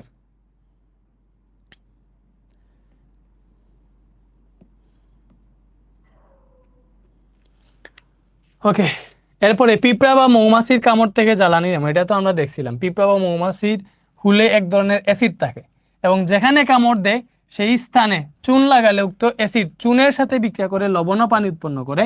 এভাবে হইতেছে তোমার পিঁপড়া বা মৌমাছির ইয়ে থেকে হচ্ছে আমরা জ্বালা যন্ত্রণা মুক্তি পাই। কারণ পিঁপড়া বা মৌমাছি যখন কামড়ায় তখন হচ্ছে সে যেই জায়গায় কামড়ায় ওই জায়গায় অ্যাসিড দিয়ে দিবে। অ্যাসিড দিয়ে দিলে কি হবে? আমরা যখন চুন লাগাবো, চুন হইতেছে ক্ষার, অ্যাসিড আর ক্ষার বিক্রিয়া করলে প্রশমন বিক্রিয়া হবে। সো এখানে প্রশমন বিক্রিয়া হইলে লবণার পানি উৎপন্ন হবে এবং লবণার পানি উৎপন্ন হইলে জ্বালা যন্ত্রণা নিরাময় পাবো, ঠিক আছে? এবং এই যে এইখানে এই বিক্রিয়াটা মূলত প্রশমন বিক্রিয়ার জন্য আমরা এই জিনিসটা হচ্ছে। প্রশমন বিক্রিয়ার অনেক উপকারিতা আছে, যেমন ধরো এই যে পিঁপড়া টিপড়া কামড়াইলে তারপরে আমাদের অ্যাসিডিটি যখন হয় তখন কি হয়? আমরা অ্যান্টাসিড ওষুধ খাই, ওইটার জন্য প্রশমন বিক্রিয়ার ফলে আমরা কি হয়, অ্যাসিডিটি দূর হয়। তারপরে হচ্ছে জমিতে অনেক সময় উর্বরতা, মনে করি অ্যাসিডিটি বেড়ে গেলে আমরা কি দিই? চুন দিই, অথবা ক্ষারকত্ব বেড়ে গেলে অ্যামোনিয়াম সালফেট দিই। সো এগুলা দিয়ে হচ্ছে জমির উর্বরতা ব্যালেন্সে আনি। তো এখানে প্রশমন বিক্রিয়ার অনেক কাজ আছে। তারপরে শ্বসন, দেখো শ্বসনে কি কি হয়, দেখো শ্বসনের যে বিক্রিয়াটা, শ্বসনে হয় তোমার শ্বসন, দেখো ফার্স্টে গাছ কি করে? সালোক সংশ্লেষণ করে। সালোক সংশ্লেষণের ফলে কি হয় বলো? সালোক সংশ্লেষণ করলে অক্সিজেন এবং কার্বন ডাইঅক্সাইড উৎপন্ন হয়, ঠিক আছে? অক্সিজেন এবং কার্বন ডাইঅক্সাইড উৎপন্ন হয়। এরপরে এরপরে ওই যে উদ্ভিদ সালোক সংশ্লেষণ করে, সালোক সংশ্লেষণ করলে গ্লুকোজ এবং অক্সিজেন উৎপন্ন করে। উৎপন্ন যে গ্লুকোজ আছে C6H12O6, ওইটা রাতের বেলা শোষণ হয়, তোমরা জানো। ওইটা যখন শোষণ হয় তখন এটা হচ্ছে এই যে গ্লুকোজ আছে এটা অক্সিজেনের সংস্পর্শে আইসা ভাঙ্গা কার্বন ডাইঅক্সাইড এবং পানি এবং শক্তি উৎপন্ন করে। যেমন ধরো অক্সিজেনের উপস্থিতিতে এটা ভাঙ্গা কি উৎপন্ন করবে? Carbon dioxide. তো 6টা কার্বন আছে, এখান থেকে কার্বন ডাইঅক্সাইড উৎপন্ন হবে 6 অণু, ঠিক আছে? তারপরে কি উৎপন্ন হবে বলো?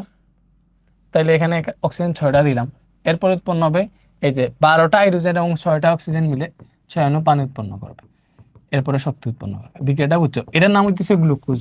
এটার নাম কি? এটার নাম হচ্ছে গ্লুকোজ। সো গ্লুকোজ অক্সিজেনের সাথে বিক্রিয়া করে কার্বন ডাইঅক্সাইড, পানি এবং শক্তি উৎপন্ন করে। এই বিক্রিয়াটাই তোমার হচ্ছে শ্বসন বিক্রিয়া। এইভাবেই শ্বসন হয়। তো এই এই জায়গাটাতে তোমার কি উৎপন্ন হয়? শ্বসনে শক্তি উৎপন্ন হয়। এরপরে জ্বালানি গ্যাস, দেখো মিথেন। মিথেন অক্সিজেনের সাথে বিক্রিয়া করে কার্বন ডাইঅক্সাইড, পানি, শক্তি উৎপন্ন করে। তো এই মিথেন কিন্তু কি হয় দেখো, জ্বালানি গ্যাস। এটার জন্য হচ্ছে আমরা কি করতে পারি? রান্না টান্না করতে পারি। সো এই পার্টটা, এই শার্ট লিস্টটা মনে রাখলেই হয়ে যাবে, আর কিছু লাগবে না এক্স্যাক্টলি, ঠিক আছে? মিথেনের এই বিক্রিয়াটা তো আর বুঝতেছই যে মিথেন কি হবে বলো? এই যে মিথেন আছে CH4, এই মিথেন অক্সিজেনের সাথে যদি বিক্রিয়া করে এই জায়গায় কার্বন ডাইঅক্সাইড উৎপন্ন হবে, CO2 উৎপন্ন হলো। বাকি 4টা অক্সিজেন, 4টা হাইড্রোজেন আছে, এগুলো তো পানি উৎপন্ন করবে 2 মোল পানি, ঠিক আছে? তখন এখানে হয়ে যাবে অক্সিজেন 2টা 4টা, সব মিলাইতে গিয়ে এখানে 2 দিতে হবে, শেষ। এটাই বিক্রিয়া, ঠিক আছে? তো এই জায়গায় তোমার গ্যাসগুলা জ্বালানি হিসেবে আমরা ইউজ করি। এরপরে আমরা যেটা দেখবো, দেখো এরপরে দেখবো লাসাতেলিয়ার নীতি বা বিক্রিয়ার হার দেখবো। দেখো বিক্রিয়ার হার বা গতিবেগ জিনিসটা কি? বিক্রিয়ার হার হইতেছে এক এক সময়ে একটা বিক্রিয়ায় উৎপন্ন উৎপাদের পরিমাণ। আচ্ছা এইভাবে না, মনে করো আমরা দেখি কোনো বিক্রিয়া স্লোতে হয় এবং কোনো বিক্রিয়া অনেক ফাস্ট হয়ে যায়। লাইক তুমি এই সোডিয়াম হাইড্রোক্সাইড এবং হাইড্রোক্লোরিক অ্যাসিডের বিক্রিয়া যদি করো, সাথে সাথেই বিক্রিয়াটা হয়ে যাবে, ঠিক আছে?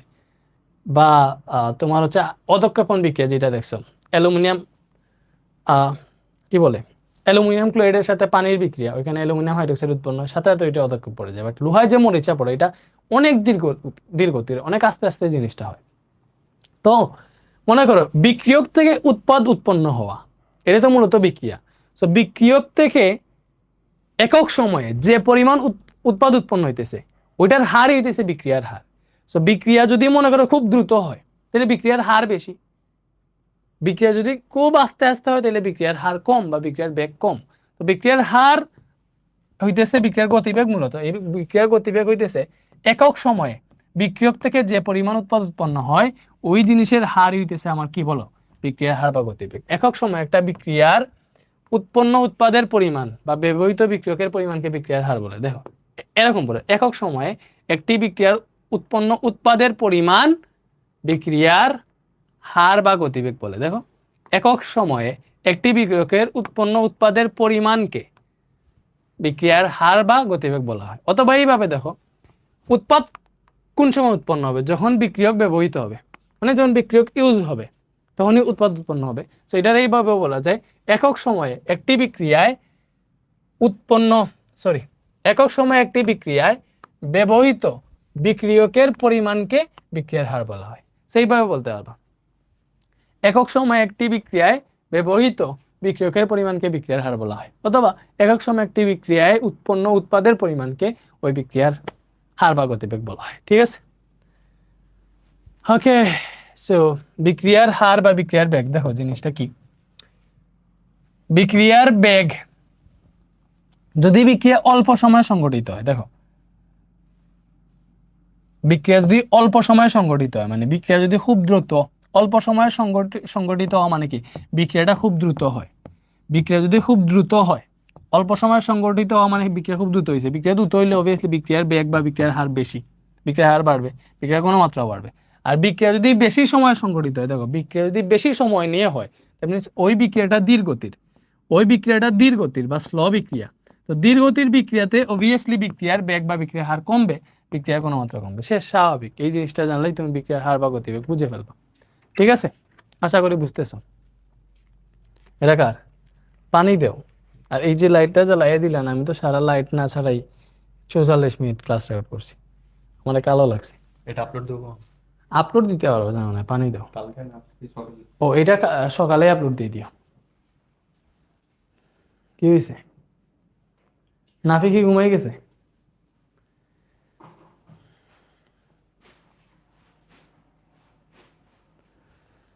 হুম। আর ব্রেড টেড আছে নাকি আসিফ? এ আসিফ, ব্রেড তো উপরে আছে, দেখি তো, আমার ফোনটা দিও।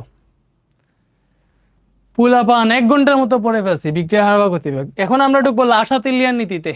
রাসায়নিক সাম্য অবস্থা এগুলা পরে লাসাতেলিয়ার নীতিটা পড়বে, এবং নেক্সট ক্লাসে সিকিউ পড়ে এই চ্যাপ্টারও শেষ আমাদের, সবই শেষ। শুধুমাত্র ফিজিক্সের একটা, কেমিস্ট্রির একটা বাকি থাকবে। টাস্কটা সেভাবে শেষ করে দিব, ভাইয়া শেষ করে দিব, পরে রিভিশন বেঁচে ক্লাস নিব।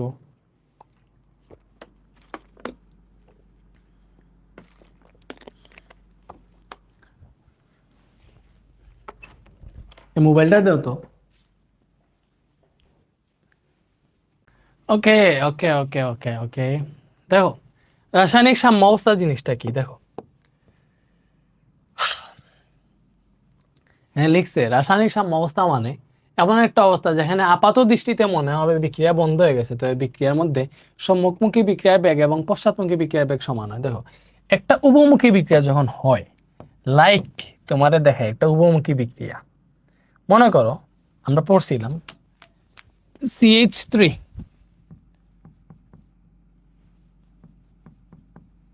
CH2 OH, ইথানল যখন CH3COOH ইথানোয়িক অ্যাসিডের সাথে বিক্রিয়া করে উভমুখী বিক্রিয়া হয়। এখানে এই যে CH3COO এবং CH3CH2 মিলে উৎপন্ন হবে CH3COO, তারপরে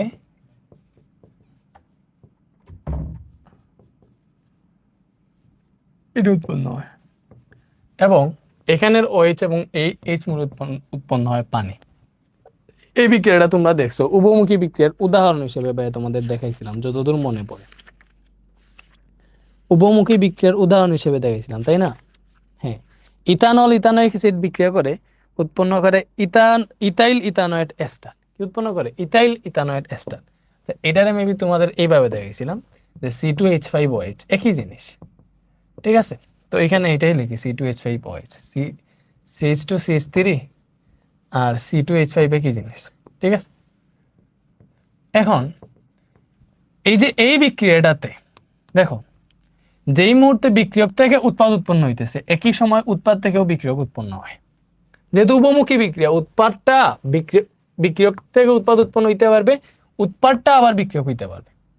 তো প্রথম ক্ষেত্রে কি হতে হবে, বিক্রিয়া যখন স্টার্ট হয় তখন এই যে সম্মুখমুখী বিক্রিয়া, এখানে দুইটা জিনিস আছে, সম্মুখমুখী বিক্রিয়া আর একটা হচ্ছে পশ্চাৎমুখী বিক্রিয়া।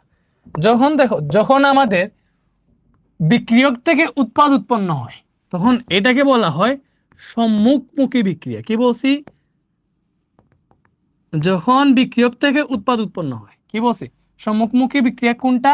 যেটাতে বিক্রিয়ক থেকে উৎপাদ উৎপন্ন হয়, বিক্রিয়ক থেকে উৎপাদ উৎপন্ন হইতেছে ওইটা হচ্ছে আমাদের সম্মুখমুখী বিক্রিয়া। আর যদি এরকম হয় যে উৎপাদ থেকে বিক্রিয়ক উৎপন্ন হইতেছে, কি বলছি? যদি এরকম হয় যে উৎপাদ থেকে বিক্রিয়ক উৎপন্ন হইতেছে, এটাকে বলা হয় পশ্চাৎমুখী বিক্রিয়া, মানে বিক্রিয়াটা পেছন দিকে হইতেছে, উৎপাদ থেকে বিক্রিয়ক উৎপন্ন হইতেছে, এটাকে বলা হয় পশ্চাৎমুখী বিক্রিয়া। ব্যাপারটা উচ্চ বলো। যখন আমার এই যে বিক্রিয়ক থেকে উৎপাদ উৎপন্ন হয় তখন এটাকে বলা হয় সম্মুখমুখী বিক্রিয়া। আর যখন উৎপাদ থেকে বিক্রিয়ক উৎপন্ন হয় তখন এটাকে বলা হয় পশ্চাৎমুখী বিক্রিয়া। তো যখন ফার্স্ট অফ অল বিক্রিয়া যখন আমরা স্টার্ট করি, দুইটা বিক্রিয়ক এক কোর্সে উৎপাদ উৎপন্ন হইতেছে, অবভিয়াসলি প্রথমে আমার এই বিক্রিয়ক থেকে উৎপাদ উৎপন্ন হবে, দ্যাট মিন্স প্রথমে আমার সম্মুখমুখী বিক্রিয়ার হার বেশি থাকবে। আস্তে আস্তে যখন উৎপাদ উৎপন্ন হয়ে যাবে তখন উৎপাদ থেকে আবার বিক্রিয়ক হওয়া স্টার্ট করবে, তখন আস্তে আস্তে মনে করো এই যে পশ্চাৎমুখী বিক্রিয়া এটার হার আস্তে আস্তে বাড়বে। ফার্স্টে এটার বেশি থাকবে, বাট বিক্রিয়ক থেকে উৎপাদ উৎপন্ন হওয়ার হারটা আস্তে আস্তে কমবে, মানে সম্মুখমুখী বিক্রিয়ার হার আস্তে আস্তে কমবে। যত বেশি বিক্রিয়ক ইউজ হবে, বিক্রিয়ক থেকে যত বেশি উৎপাদ উৎপন্ন হবে আস্তে আস্তে এটার হার কমবে। যখন বেশি পরিমাণে উৎপাদ উৎপন্ন হয়ে যাবে ওই উৎপাদ আবার বিক্রিয়ক হওয়া স্টার্ট করবে, বিক্রিয়ক হইতেছে, তখন কি করবে? এটা প্রথমে একটু একটু উৎপাদ থেকে একটু একটু বিক্রিয়ক হবে, যখন উৎপাদের পরিমাণ আরো বাড়বে তখন আরো বেশি এটা বিক্রিয়কে পরিণত হবে, আরো বাড়বে যখন তখন আরো বেশি হারে এটা উৎপাদ থেকে বিক্রিয়ক হবে। সো ফার্স্টের দিকে এই সম্মুখমুখী বিক্রিয়ার হার বেশি থাকবে এবং আস্তে আস্তে এই পশ্চাৎমুখী বিক্রিয়ার হারও আস্তে আস্তে বাড়বে। মানে প্রথমে এইটার হার বেশি থাকবে, এটার হার কম থাকবে, বাট আস্তে আস্তে এই সম্মুখমুখী বিক্রিয়ার হার কমবে। কেন? বিকজ বিক্রিয়ক থেকে উৎপাদ হইতেছে, বিক্রিয়ক শেষ হইতেছে। তো বিক্রিয়ক যত কমবে সম্মুখমুখী বিক্রিয়ার হার তত কমবে এবং উৎপাদ যত বাড়বে পশ্চাৎমুখী বিক্রিয়ার হার তত বাড়বে। তো ফার্স্টের দিকে কি থাকবে বলো? ফার্স্টে হচ্ছে তোমার সম্মুখমুখী বিক্রিয়ার হার বেশি থাকবে, বিকজ বিক্রিয়ক থেকে উৎপাদ উৎপন্ন হইতেছে এবং আস্তে আস্তে এই হারটা কমবে। আর ফার্স্টের দিকে পশ্চাৎমুখী বিক্রিয়ার হার কম থাকবে, বিকজ বিক্রিয়ক থেকে উৎপাদ উৎপন্ন হইতেছে, উৎপাদ কম। আর যত সময় যাবে বিক্রিয়ক থেকে উৎপাদ উৎপন্ন হইতে থাকবে, উৎপাদ যখন বেড়ে যাবে তখন আস্তে আস্তে উৎপাদ থেকে বিক্রিয়ক হওয়ার পরিমাণটাও বাড়বে, তখন পশ্চাৎমুখী বিক্রিয়ার হার বাড়বে। এখন যখনই দেখো এরকম যখন হবে, ব্যাপারটা বুঝো, বিক্রিয়ার হার মনে করো এই যে, ঠিক আছে, এইদিকে মনে করো সময়, এটা মনে করো সময়, এটা হইতেছে সময় এবং এইদিকে দিছে আমি বিক্রিয়ার হার। তো ফার্স্টের দিকে সম্মুখমুখী বিক্রিয়া যেটা, এটার হার সর্বোচ্চ থাকবে। বিক্রিয়ক যা স্টার্ট করছে, বিক্রিয়ক জাস্ট দিছি, তাড়াতাড়ি উৎপাদ উৎপন্ন হইতেছে, মানে বিক্রিয়ক যখন ফার্স্টেই দিব আর কি, আমরা দুইটা বিক্রিয়ককে একসাথে আনবো তখনই সম্মুখমুখী বিক্রিয়ার হার বেশি থাকবে, মানে বিক্রিয়ক থেকে উৎপাদ উৎপন্ন হইতে থাকবে, তো সম্মুখমুখী বিক্রিয়ার হার বেশি থাকবে। আস্তে আস্তে যখন বিক্রিয়ক ইউজ হইতে থাকবে তখন এই বিক্রিয়ার হারটা কমবে, সম্মুখমুখী বিক্রিয়ার হার কমবে। দ্যাট মিনস এইভাবে দেখো, সম্মুখমুখী বিক্রিয়ার হারটা এইভাবে থাকবে, ফার্স্টে বেশি থাকবে, আস্তে আস্তে কমবে। এরপরে এখানে দেখো পশ্চাৎমুখী বিক্রিয়ার হার প্রথমে একদম জিরো থাকবে, কজ বিক্রিয়ক দেওয়ার মুহূর্তে এর আগে তো উৎপাদ উৎপন্ন থাকবে না, উৎপাদ একদম জিরো থাকবে। উৎপাদ জিরো থাকলে তো তোমার উৎপাদ থেকে বিক্রিয়ক হইতেছে না। সো ফার্স্টে দিকে পশ্চাৎমুখী বিক্রিয়ার হার একদম শূন্য থাকবে, এবং যত সময় যাবে যত উৎপাদ বাড়বে বিক্রিয়ক থেকে যত উৎপাদে পরিণত হবে, আস্তে আস্তে উৎপাদ বাড়লে তখন উৎপাদ থেকে আবার বিক্রিয়কে পরিণত হওয়া শুরু করবে। সো আস্তে আস্তে পশ্চাৎমুখী বিক্রিয়ার হার বাড়বে, যত বেশি উৎপাদ বাড়বে তত বেশি এটা বিক্রিয়কে কনভার্ট হইতে পারবে। তো এটা হার বাড়বে, বেড়ে বেড়ে একসময় কি হবে, একসময় এটা হচ্ছে ওই যে একসময় এই যে সম্মুখমুখী বিক্রিয়ার হার তো কমতেছে আর পশ্চাৎমুখী বিক্রিয়ার হার বাড়তেছে। সো একসময় এই দুইটা বিক্রিয়ার হার সমান হয়ে যাবে এবং এরা সমান তালে সামনের দিকে আগাইতে থাকবে। তখন এই যে পজিশনটা, এই পজিশনটাকে বলা হয় সাম্যাবস্থা। যখন যখন যখন দুইটারই, এটা হচ্ছে সম্মুখমুখী বিক্রিয়া, এটা হচ্ছে সম্মুখমুখী বিক্রিয়া, যখন সম্মুখমুখী বিক্রিয়ার হার এবং পশ্চাৎমুখী বিক্রিয়ার হার সমান হয়ে যাবে, ব্যাপারটা বুঝো, যখন সম্মুখমুখী বিক্রিয়ার হার এবং পশ্চাৎমুখী বিক্রিয়ার হার সমান হয়ে যাবে তখন যে অবস্থাটা সৃষ্টি হবে এটাকে বলা হবে সাম্য অবস্থা। সাম্য অবস্থারে দেখলে তোমার মনে হবে একদম স্থির, কোনো কাজ হইতেছে না, বাট এক্স্যাক্টলি এই জায়গাটাতে প্রতিনিয়ত বিক্রিয়ক থেকে উৎপাদ উৎপন্ন হইতেছে, আবার উৎপাদ থেকে বিক্রিয়কে কনভার্ট হইতেছে। মানে তুমি যে বিক্রিয়াটারে দেখে দেখো, রাসায়নিক সাম্য অবস্থা এমন একটা অবস্থা যেখানে আপাত দৃষ্টিতে মনে হবে বিক্রিয়া বন্ধ হয়ে গেছে, বাট এক্স্যাক্টলি বিক্রিয়া বন্ধ হয় নাই। এখানে প্রতি মুহূর্ত তোমার হচ্ছে বিক্রিয়ক থেকে উৎপাদ উৎপন্ন হইতেছে এবং উৎপাদ থেকে বিক্রিয়ক উৎপন্ন হইতেছে। প্রতি মুহূর্তে বিক্রিয়ক থেকে উৎপাদ উৎপন্ন হইতেছে, উৎপাদ থেকে বিক্রিয়ক উৎপন্ন হইতেছে। ব্যাপারটা বুঝছো? বাট এক্স্যাক্টলি আপাত দৃষ্টিতে তোমার কাছে স্থির মনে হবে, কারণ হইতেছে এখানে যে হারে বিক্রিয়ক থেকে উৎপাদ উৎপন্ন হইতেছে সেম হারে উৎপাদ থেকেও বিক্রিয়ক উৎপন্ন হইতেছে, এজন্য তোমার কাছে বিক্রিয়াটা স্থির মনে হবে। ব্যাপারটা বুঝছো? তো এই যে মুহূর্তটা, যেই মুহূর্তে সম্মুখমুখী বিক্রিয়ার হার এবং পশ্চাৎমুখী বিক্রিয়ার হার সমান হয়ে যায়, ওই অবস্থাটাকে বলা হয় সাম্য অবস্থা। ব্যাপারটা বুঝছো? ওই অবস্থাকে বলা হয় সাম্য অবস্থা। তো এখানে এটাই বোঝানো হয়েছে। তো এরপরে আমরা পর্ব হচ্ছে লা সাতিলের নীতি। আশা করি সাম্য অবস্থা বুঝতে পারছো। দেখো, সম্মুখমুখী বিক্রিয়ার হার আস্তে আস্তে কমবে, পশ্চাৎমুখী বিক্রিয়ার হার আস্তে আস্তে বাড়বে। ফার্স্টের দিকে পশ্চাৎমুখী বিক্রিয়ার হার একদম জিরো থাকবে। সো যখন দুইটার বিক্রিয়ার হার সমান হবে ওই পজিশনটাকে বলা হবে সাম্যাবস্থা। এরপরে আসলে লা সাতিলের নীতি। লা সাতিলের নীতি হইতেছে ওই যে বিক্রিয়ার সাম্যাবস্থায়, দেখো এই যে বিক্রিয়ার সাম্যাবস্থায়, মানে বিক্রিয়া যখন সাম্যাবস্থায় থাকবে, আর অবভিয়াসলি দেখো, অবভিয়াসলি এখানে একটা জিনিস উল্লেখ করতে হবে, কোনো উভমুখী বিক্রিয়া, উভমুখী বিক্রিয়া না হলে তো তুমি সাম্যাবস্থা পাবো না, মানে এই জিনিসটা হবে না, লা সাতিলের নীতি খাটবে না। উভমুখী বিক্রিয়া মানে কি, যে বিক্রিয়ায় বিক্রিয়ক থেকে উৎপাদ উৎপন্ন হইতে পারে, আবার উৎপাদ থেকে বিক্রিয়ক উৎপন্ন হইতে পারে, ওই বিক্রিয়াটা হচ্ছে উভমুখী বিক্রিয়া। ঠিক আছে?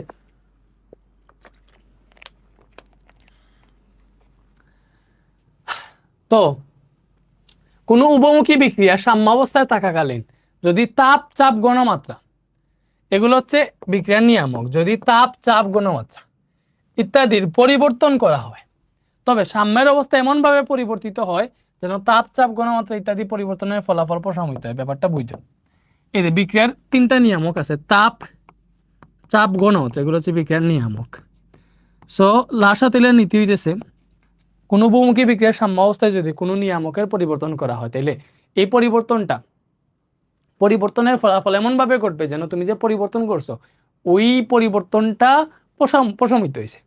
এই যে দেখো, কোনো উভমুখী বিক্রিয়ার সাম্যাবস্থা থাকাকালীন যদি তাপ, চাপ, ঘনমাত্রা এইগুলার পরিবর্তন করা হয়, তবে বিক্রিয়ার সাম্যের অবস্থান এমন ভাবে পরিবর্তিত হবে যেন এই তাপ, চাপ, ঘনমাত্রা ইত্যাদি পরিবর্তনের ফলাফল প্রশমিত হয়েছে। তুমি স্বাভাবিকভাবে দেখছো, তুমি মনে করো ওজন করার ব্যাপারটাই যদি দেখো, মানে ওজন করতেছে, তখন মনে করো যখন এইদিকে 5 কেজি এইদিকে 5 কেজি থাকবে সেম, তখন দেখবা একদম দাঁড়িপাল্লাটা সেম ভাবে থাকবে। সো এইদিকে যদি মনে করো তুমি 2 কেজি এক্সট্রা দিয়ে দিলে, এইদিকে 7 কেজি এইদিকে 5 কেজি, তখন এটা এরকম উঠে যাবে, বেঁকা হয়ে যাবে।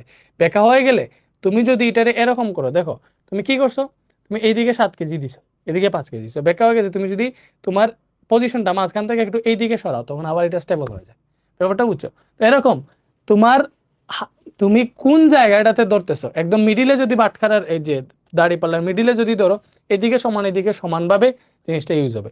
যদি তুমি এদিকটা যদি মনে করো এইদিকে বেশি দিয়ে দাও, ওজন বেশি দিয়ে দাও, তাই বাঁকা হয়ে যাবে। সো এটা সমান করতে হলে তোমার হাতের পজিশনটা এইদিকে আনতে হবে, একটু এইদিকে আনতে হবে, মানে যেদিকে ওজন বেড়ে গেছে ওইদিকে আনতে হবে।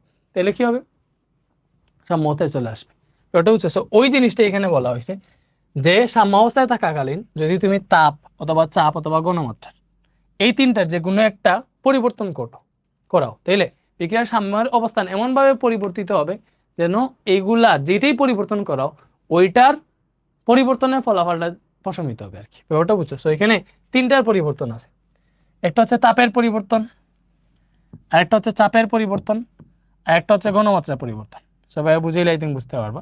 তো ফার্স্টে আমরা দেখবো তাপের পরিবর্তন। দেখো ফার্স্টে আমরা কি দেখবো? তাপের পরিবর্তন। তো তাপের পরিবর্তন, সাম্য অবস্থায় তাপের পরিবর্তন দুই রকম হইতে পারে। একটা হবে তাপ উৎপাদী বিক্রিয়ার ক্ষেত্রে, তাপ উৎপাদী বিক্রিয়ার ক্ষেত্রে একরকম হবে, তাপ হারি বিক্রিয়ার ক্ষেত্রে আরেক রকম হবে। দুইটা বিক্রিয়া দুই রকম হবে, ব্যাপারটা বুঝছো? এখন আমরা দেখবো ফার্স্টে তাপ উৎপাদী বিক্রিয়া তাপের পরিবর্তন কি?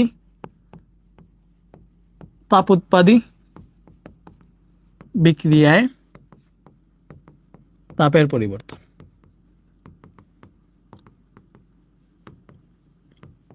তাপের পরিবর্তন, ঠিক আছে? কি দেখবো? তাপ উৎপাদী বিক্রিয়া তাপের পরিবর্তন। একটা তাপ উৎপাদী বিক্রিয়া লিখি, তোর বই যেটা দেওয়া আছে, নাইট্রোজেন এবং 3 অণু হাইড্রোজেন একসাথে বিক্রিয়া করতেছে, 2 অণু অ্যামোনিয়া উৎপন্ন করলো।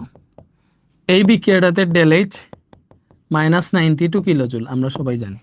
যেটাতে ডেলএইচ নেগেটিভ থাকে ওটা তাপ উৎপাদী বিক্রিয়া। তো ডেলএইচ নেগেটিভ থেকে আমরা বুঝতে পারবো এটা তাপ উৎপাদী বিক্রিয়া। এটা কি তাপ উৎপাদী বিক্রিয়া? তো ডেলএইচ নেগেটিভ থাকতে পারে, অথবা উৎপাদে এটা প্লাস আকারে থাকতে পারে, অথবা বিক্রিয়কে যদি মাইনাস আকারে থাকে ওইটা তাপ উৎপাদী বিক্রিয়া বুঝাবে। দেখো বিক্রিয়কে যদি এই তাপটা মাইনাস আকারে থাকে, অথবা উৎপাদে প্লাস আকারে থাকে, এবং ডেলএইচ মাইনাস আকারে থাকে, এই তিনটা অবস্থায় এই বিক্রিয়াটা হবে তাপ উৎপাদী বিক্রিয়া। বুঝছো? তাপ উৎপাদী বিক্রিয়া। এই ডেলএইচ মানে কি? ডেলএইচ মানে হইতেছে এই যে বন্ধন ভাঙতে প্রয়োজনীয় শক্তি মাইনাস বন্ধন গড়তে প্রয়োজনীয় শক্তি। দ্যাট মিনস বিক্রিয়কের পার্ট থেকে উৎপাদের পার্টটা বিয়োগ হইতেছে, ব্যাপারটা বুঝছো? তো তাপ উৎপাদী বিক্রিয়া মানে কি? এটা তাপ উৎপন্ন হয়, অবভিয়াসলি উৎপাদে তাপ বেশি। এজন্য তুমি যদি কম তাপ থেকে, দেখো বিক্রিয়ক থেকে উৎপাদ যদি বিয়োগ দাও, কম তাপ থেকে বেশি তাপ বিয়োগ দিলে আনসারটা হবে নেগেটিভ। এইভাবে ডেলএইচটা নেগেটিভ হয়। ডেলএইচ নেগেটিভ হলে তাপ উৎপাদী বিক্রিয়া। তাপ উৎপাদী বিক্রিয়া মানে হইতেছে উৎপাদে তাপ উৎপন্ন হয়। সো উৎপাদে এখানে প্লাস আকারে থাকতে পারে, তাপটা প্লাস আকারে থাকতে পারে, ওইটা বুঝাবে তাপ উৎপাদী বিক্রিয়া। তো উৎপাদে প্লাস আকারে যদি থাকে, ঠিক আছে, অথবা যদি মাইনাস আকারে থাকে, ওইটা তাপ উৎপাদী বিক্রিয়া। তো বুঝো তাপ উৎপাদী বিক্রিয়ায় তুমি সাম্যাবস্থায় যখন আছে, সাম্যাবস্থায় মানে সম্মুখমুখী বিক্রিয়ার হার সমান পশ্চাৎমুখী বিক্রিয়ার হার সমান, মানে হইতেছে তোমার এই জায়গাটাতে বিক্রিয়ক থেকে উৎপাদ উৎপন্ন হইতেছে, আবার উৎপদ থেকে বিক্রিয়ক উৎপন্ন হইতেছে, বিক্রিয়ার হার সমান। ভালো মতো বুঝো, এটা যেহেতু তাপ উৎপাদী বিক্রিয়া, দ্যাট মিনস এটার বিক্রিয়ক থেকে উৎপাদ উৎপন্ন হওয়ার সময়, দেখো এটা হইতেছে বিক্রিয়ক, যেহেতু তাপ উৎপাদী বিক্রিয়া, এটা হইতেছে বিক্রিয়ক, এটা হইতেছে উৎপাদ। যেহেতু তাপ উৎপাদী বিক্রিয়া, দ্যাট মিনস এইটার বিক্রিয়ক থেকে উৎপাদ উৎপন্ন হওয়ার সময় তাপ উৎপন্ন হইতেছে। তাহলে বিক্রিয়ক থেকে উৎপাদ উৎপন্ন হওয়ার যে জিনিস, এটাকে বলে আমরা সম্মুখমুখী বিক্রিয়া। দ্যাট মিনস এইটার বিক্রিয়ক থেকে উৎপাদ উৎপন্ন হওয়ার সময় তাপ উৎপন্ন হইতেছে, বা এটার সম্মুখমুখী বিক্রিয়াটা তাপ উৎপাদী। আবার এটাতে তো উৎপাদ থেকেও বিক্রিয়কে পরিণত হয়, ব্যাপারটা বুঝতেছো? উৎপাদ থেকে যে এটার বিক্রিয়কে পরিণত হয়, উৎপাদ থেকে বিক্রিয়ক, এই পার্টটাকে বলা হয় পশ্চাৎমুখী বিক্রিয়া। যদি উৎপাদ থেকে বিক্রিয়কে পরিণত হয়, এটাকে বলা হয় পশ্চাৎমুখী বিক্রিয়া, ঠিক আছে? তাহলে এটার সম্মুখমুখী বিক্রিয়াটা যদি তাপ উৎপাদী হয়, মানে বিক্রিয়ক থেকে উৎপাদ উৎপন্ন হলে যদি তাপ উৎপন্ন হয়, তাহলে উৎপাদ থেকে বিক্রিয়কে আসলে তাপ শোষণ হবে, উল্টেটা হবে।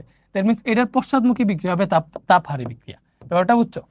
তাপ উৎপাদী বিক্রিয়ার সম্মুখমুখী বিক্রিয়াটা হয় তাপ উৎপাদী, পশ্চাৎমুখী তাপহারী। আর তাপহারী বিক্রিয়ার সম্মুখমুখীটা হয় তাপহারী, পশ্চাৎমুখীটা হয় তাপ উৎপাদী। মনে রাখবা, কোন বিক্রিয়া তাপ উৎপাদী না তাপহারী, ওটা ডিপেন্ড করে তার সম্মুখমুখী বিক্রিয়ার উপর। তার সম্মুখমুখী বিক্রিয়াটা যেটা হয় ওইটাই হয় বিক্রিয়ার মানে নাম, যে তাপ উৎপাদী না তাপহারী। সো লিখো উপরের বিক্রিয়াটা তাপ উৎপাদী বিক্রিয়া, যেহেতু উপরের বিক্রিয়া ডেলএইচ নেগেটিভ, সুতরাং তাপ উৎপাদী বিক্রিয়া। তো লিখবা উপরের বিক্রিয়ার সম্মুখমুখী বিক্রিয়াটা, সম্মুখমুখী বিক্রিয়া তাপ উৎপাদী এবং পশ্চাৎমুখী বিক্রিয়া। সম্মুখমুখী বিক্রিয়াটা হচ্ছে তাপ উৎপাদী এবং পশ্চাৎমুখী বিক্রিয়াটা তাপহারী, ব্যাপারটা বুঝছো? এখন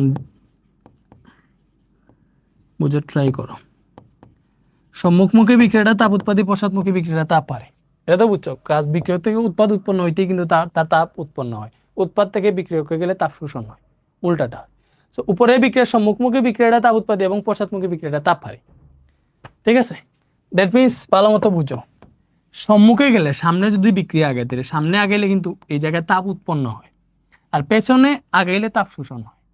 তাইলে তুমি যদি এটা সাম্য অবস্থায় তাপ বৃদ্ধি করো তাইলে কি করবে, তাপ যদি বৃদ্ধি করি তাহলে তুমি এরকম চিন্তা করো, সামনে গেলে তাপ উৎপন্ন হয়, তবে সামনের পার্টটা গরম এবং পেছনের পার্টটা ঠান্ডা, এইভাবে তুমি জাস্ট বুঝো। বাট এক্স্যাক্টলি এটা না, এটা সামনে দিয়ে গেলে তাপ উৎপন্ন হয়, পেছনের দিকে গেলে তাপ শোষণ হয়, তাপ শোষণ হয়, ব্যাপারটা বুঝছো?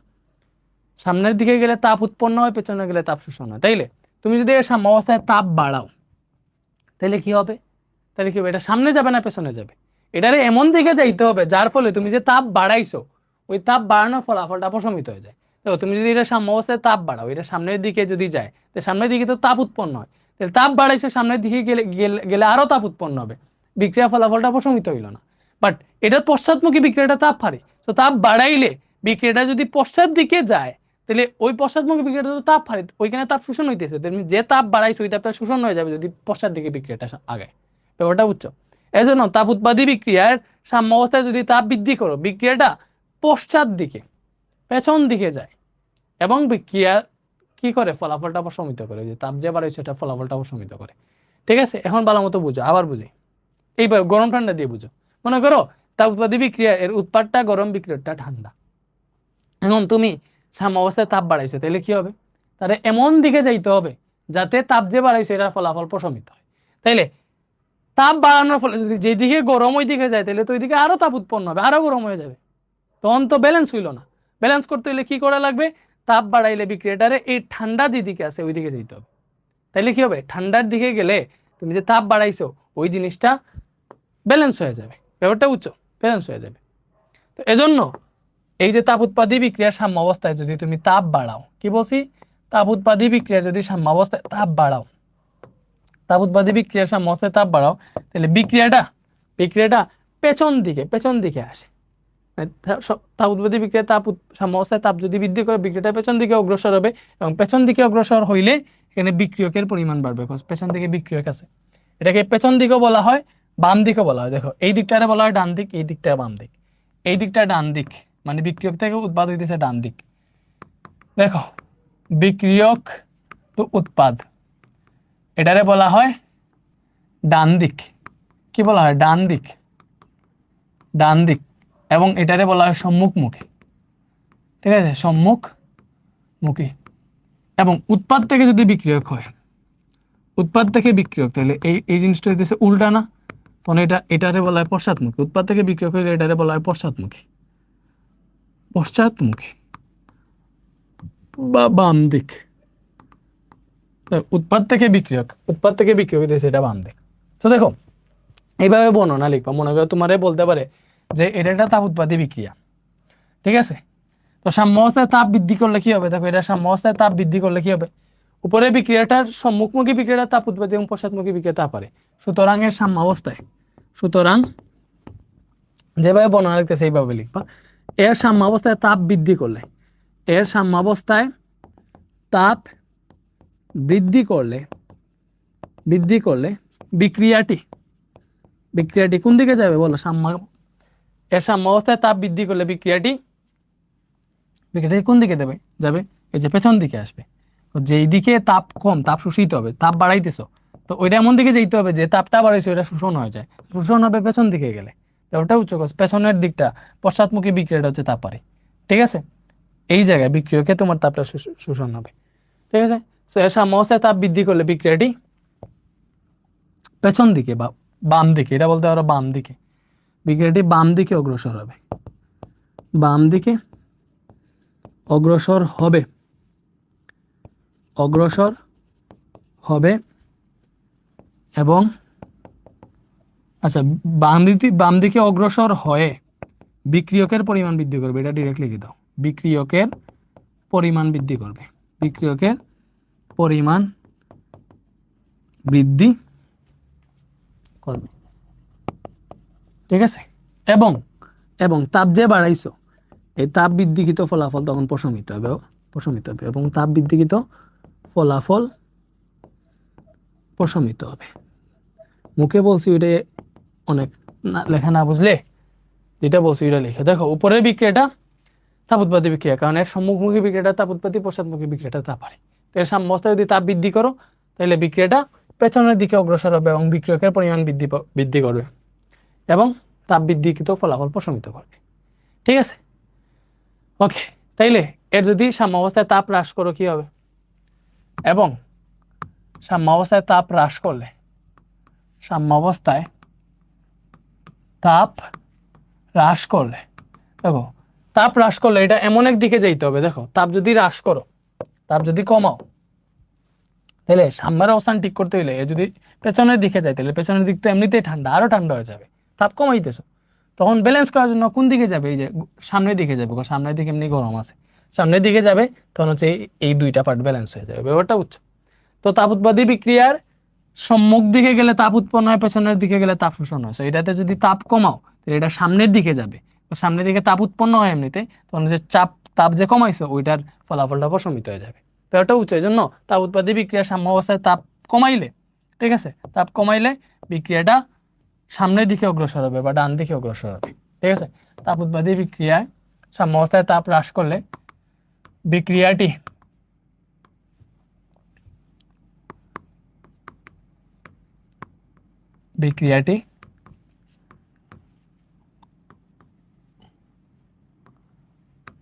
সামনের দিকে অথবা ডান দিকে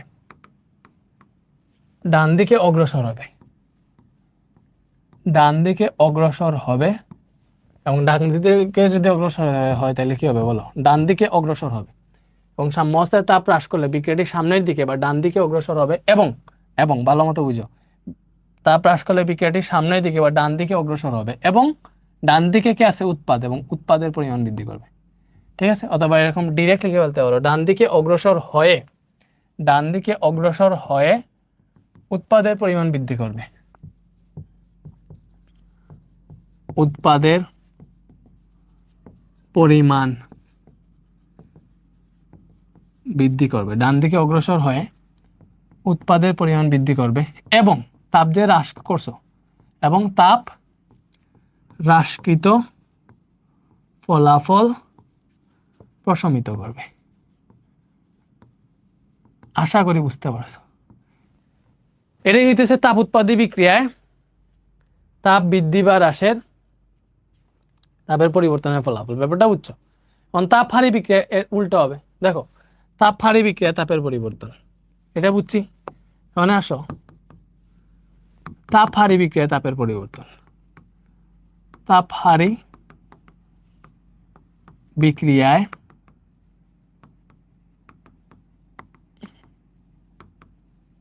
তাপের পরিবর্তন। তাপ হারি বিক্রিয়া কাহিনীটা কি একটু দেখি তো। তাপ হারি বিক্রিয়া তাপের পরিবর্তন।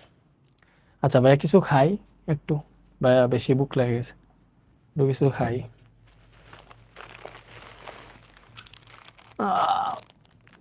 ওকে ওকে ওকে।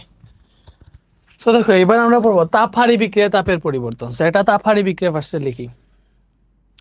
এটা আমরা ডিফারেন্ট ওয়েতে শিখবো যে তুমি এসে বিক্রিয়া কোন দিকে যাবে, ডান দিকে না বাম দিকে, এটা এমনি বুঝতে পারবে। আর এটা শর্টকাট দেখাই দিব, আগে এটা আমরা ডিটেলসে পড়ে ফেলি।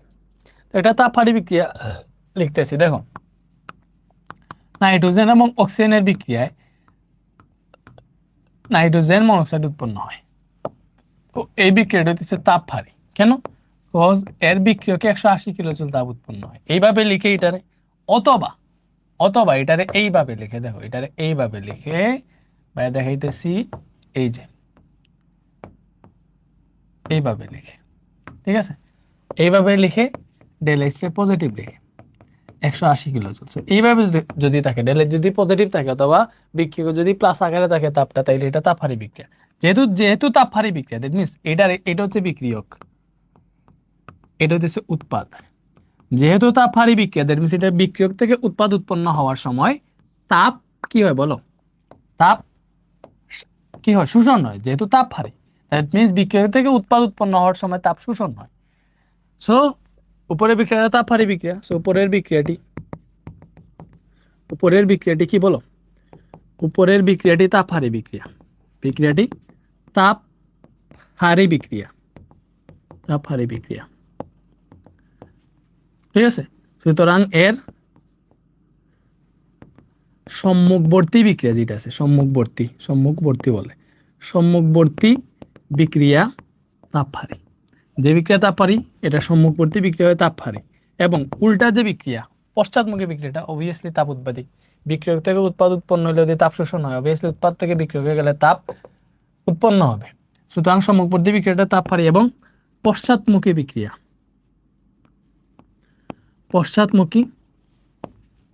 পশ্চাৎমুখী বিক্রিয়াটি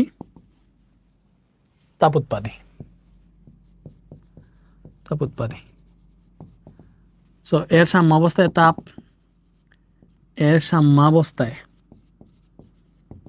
তাপ বৃদ্ধি করলে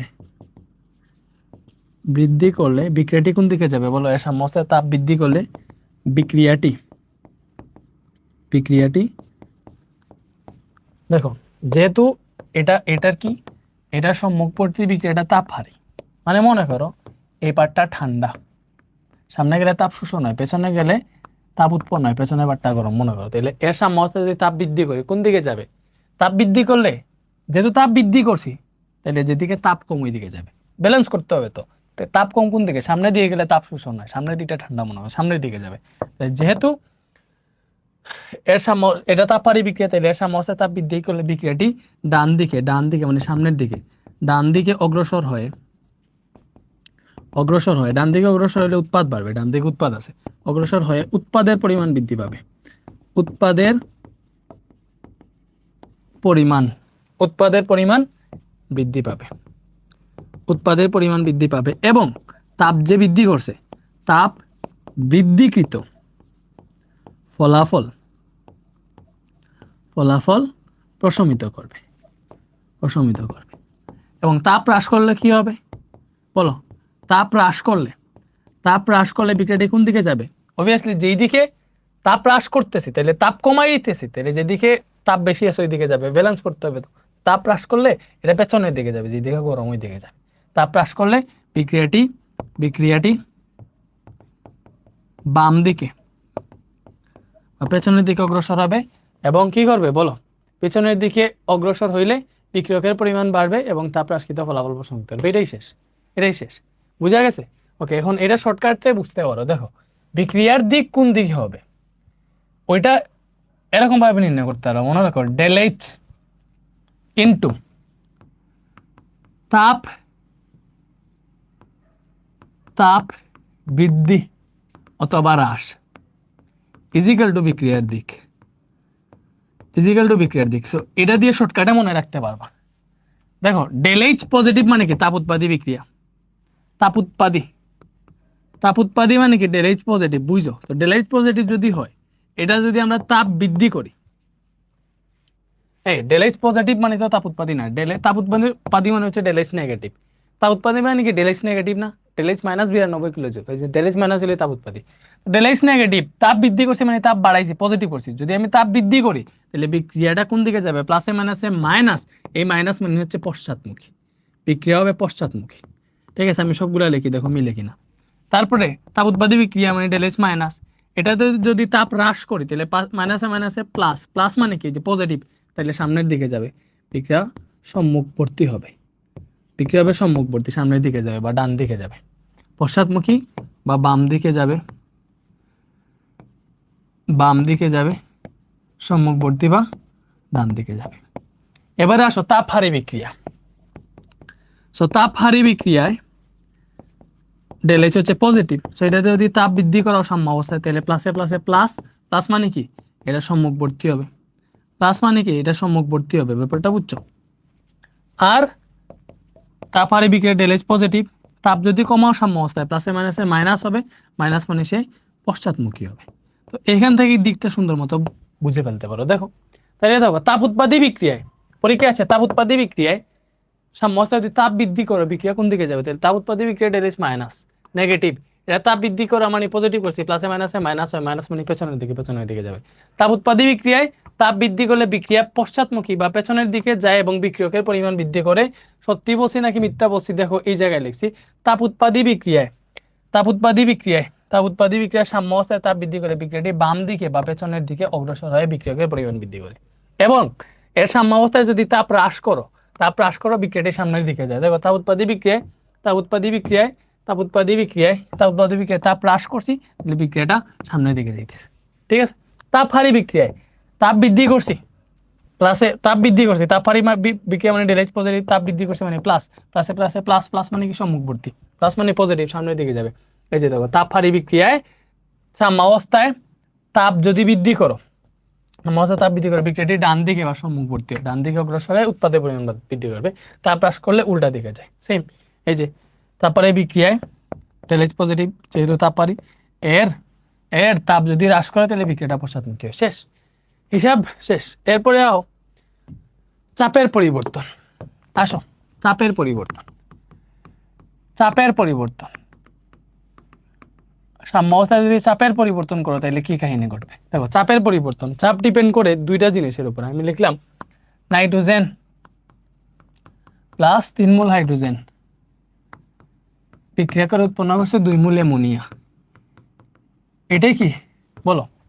এটাই তো হচ্ছে আমার একটা বিক্রিয়া, উপমুখী বিক্রিয়া। যে উপমুখী বিক্রিয়ায় দেখো এটা ডিপেন্ড করে এর উপর, মূল সংখ্যার উপর। এই যে এইটার সামনে মনে 1 আছে, এটার মূল 1, এটার সামনে 3 আছে, এটার মূল 3, তাহলে টোটাল যোগ করলে যে এই বিক্রিয়কের টোটাল মূল কত? 4। এই যে এটা হচ্ছে বিক্রিয়কের টোটাল মূল সংখ্যা। এটা কি বের হইছে? বিক্রিয়কে মোট মূল সংখ্যা। এটাতে দেখো উৎপাদে মোট মূল সংখ্যা 2 আছে, আর কিছু নেই। এটা হচ্ছে উৎপাদে মোট মূল সংখ্যা, সো একক আয়তনে যেখানে মূল বেশি এখানে ঘনমাত্রা বেশি, ঘনত্ব বেশি, চাপ বেশি। কি বলছি? একক আয়তনে যে জায়গায় মূল বেশি থাকবে ওই জায়গায় চাপ বেশি থাকবে। তাই দেখো এই জায়গায় বিক্রিয়কে মূল সংখ্যা 4টা, উৎপাদে মূল সংখ্যা 2টা। বিক্রিয়কে যেহেতু 4টা মূল, তাহলে বিক্রিয়কে চাপ বেশি। দেখো একক ঘনমাত্রায় যেখানে মূল বেশি ওইখানে চাপ বেশি, যেখানে বিক্রিয়ক অথবা উৎপাদের মধ্যে যেখানে মূল বেশি ওইখানে চাপ বেশি, ব্যাপারটা বুঝো। যেখানে মূল বেশি ওইখানে চাপ বেশি। তাইলে বুঝো এই যে বিক্রিয়াটা, এই বিক্রিয়ার বিক্রিয়কে চাপ বেশি। এই যে এই বিক্রিয়াটাতে বিক্রিয়কে মূল সংখ্যা বেশি, দ্যাট মিন্স বিক্রিয়কে চাপ বেশি, উৎপাদে মূল সংখ্যা কম, দ্যাট মিন্স উৎপাদে চাপ কম। তাহলে উপরিক্ত বিক্রিয়ায় ভালো মতো বুঝো, এটা ছোট করে ফেলে।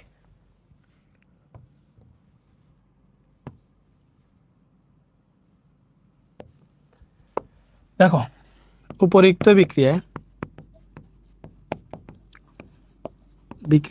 আগে তোমার বুঝাই ফেলো। এই বিক্রিয়াটাতে বিক্রিয়কে মূল সংখ্যা বেশি, তাহলে বিক্রিয়কে চাপ বেশি, উৎপাদে মূল সংখ্যা কম, উৎপাদে চাপ কম। তাহলে এর সাম্যাবস্থায় যদি চাপ বৃদ্ধি করো কোন দিকে যাবে? চাপ বাড়াইতেছো তাহলে যেদিকে চাপ কম ওই দিকে যাবে। স্বাভাবিক, এটা ব্যালেন্স করতে হবে। চাপ বাড়াইতেছো, যেদিকে চাপ কম এখন উৎপাদে, তাহলে এই বিক্রিয়াটার বিক্রিয়কে চাপ বেশি, উৎপাদে চাপ কম, তাহলে এটার সাম্যাবস্থায় চাপ বাড়াইলে বিক্রিয়া সামনের দিকে যাবে এবং উৎপাদের পরিমাণ বৃদ্ধি করবে। সাথে চাপ যে বাড়াইছে ওই চাপ বৃদ্ধিকৃত ফলাফল প্রশমিত করবে। সেম ভাবে চাপ হ্রাস করলে যেদিকে চাপ বেশি ওই দিকে যাবে। তাহলে এই বিক্রিয়ায় বিক্রিয়কের চাপ বেশি, তাহলে সাম্যাবস্থায় চাপ হ্রাস করলে বিক্রিয়কের দিকে যাবে বা বিক্রিয়া বাম দিকে যাবে। শেষ। সুন্দর মতো লিখবো। উপরিক্ত বিক্রিয়ায় বিক্রিয়কে মূল সংখ্যা 4 এবং উৎপাদে মূল সংখ্যা 2। তাহলে বিক্রিয়কে উৎপাদের তুলনায়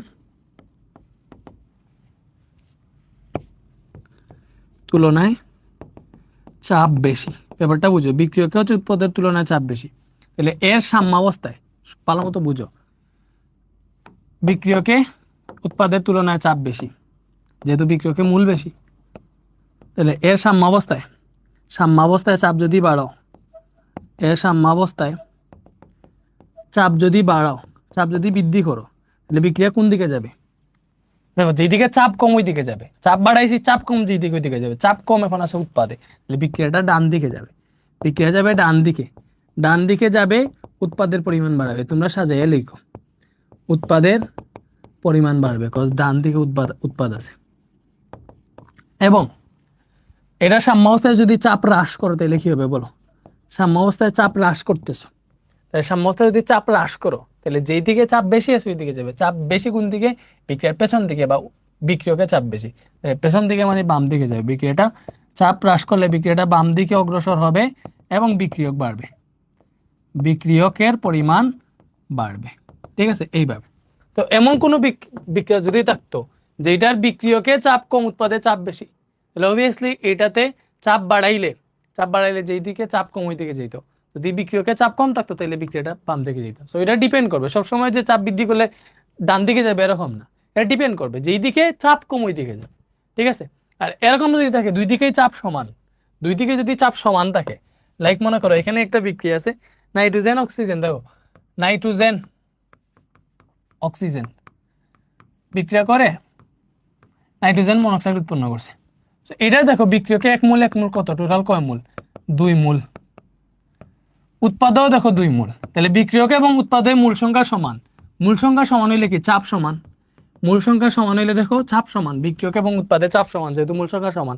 আর চাপ সমান হইলে চাপের কোনো পরিবর্তন নেই। দেখো চাপের কোনো প্রভাব নেই, চাপের পরিবর্তন করলে কোনো কিছুই হবে না, চাপের কোনো প্রভাব নেই। মূল সংখ্যা সমান হইলে চাপের কোনো প্রভাব থাকবে না। ঠিক আছে, মূল সংখ্যা সমান হইলে চাপের কোনো প্রভাব থাকবে না। আশা করি বুঝতে পারছো। দুই দিকেই মূল সংখ্যা সমান হয়ে গেলে চাপের কোনো প্রভাব থাকবে না। আরেকটা ব্যাপার দেখো, অবভিয়াসলি যাদের মূল সংখ্যা কাউন্ট করবা, চাপের পরিবর্তন শুধুমাত্র গ্যাসীয় যেগুলো আছে, গ্যাসীয় যৌগ যেগুলো আছে গ্যাসীয়, ওইগুলোর উপর ডিপেন্ড করে।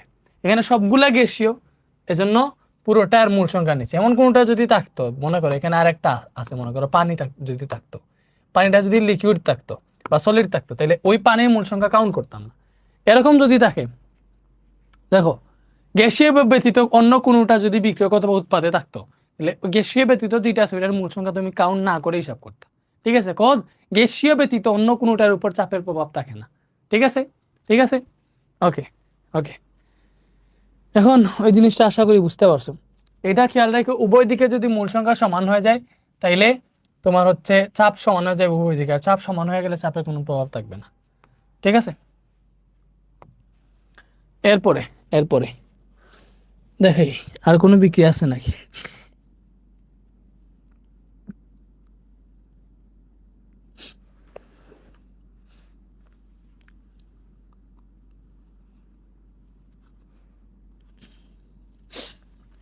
সলিড সহ এটা কই পাবো গ্যাসীয় ক্ষেত্রে? যা বলে রাখলাম আর কি, তুমি মূল সংখ্যা হিসাবের ক্ষেত্রে তুমি দেখো এটা সাইডে গ্যাস লেখা আছে কিনা, যেটা সাইডে গ্যাস লেখা থাকবে ওটাই তুমি হিসাব করো। ঠিক আছে, আচ্ছা এখন একটা বিক্রিয়া লিখলাম, আমি তোমারে লিখে দিই। মনে করো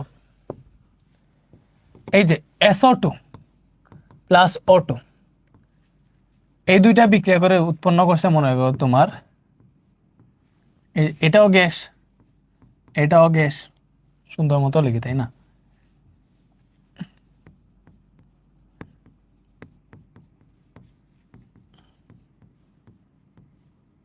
এখান থেকে বিক্রিয়া করে উৎপন্ন করছে 2SO3,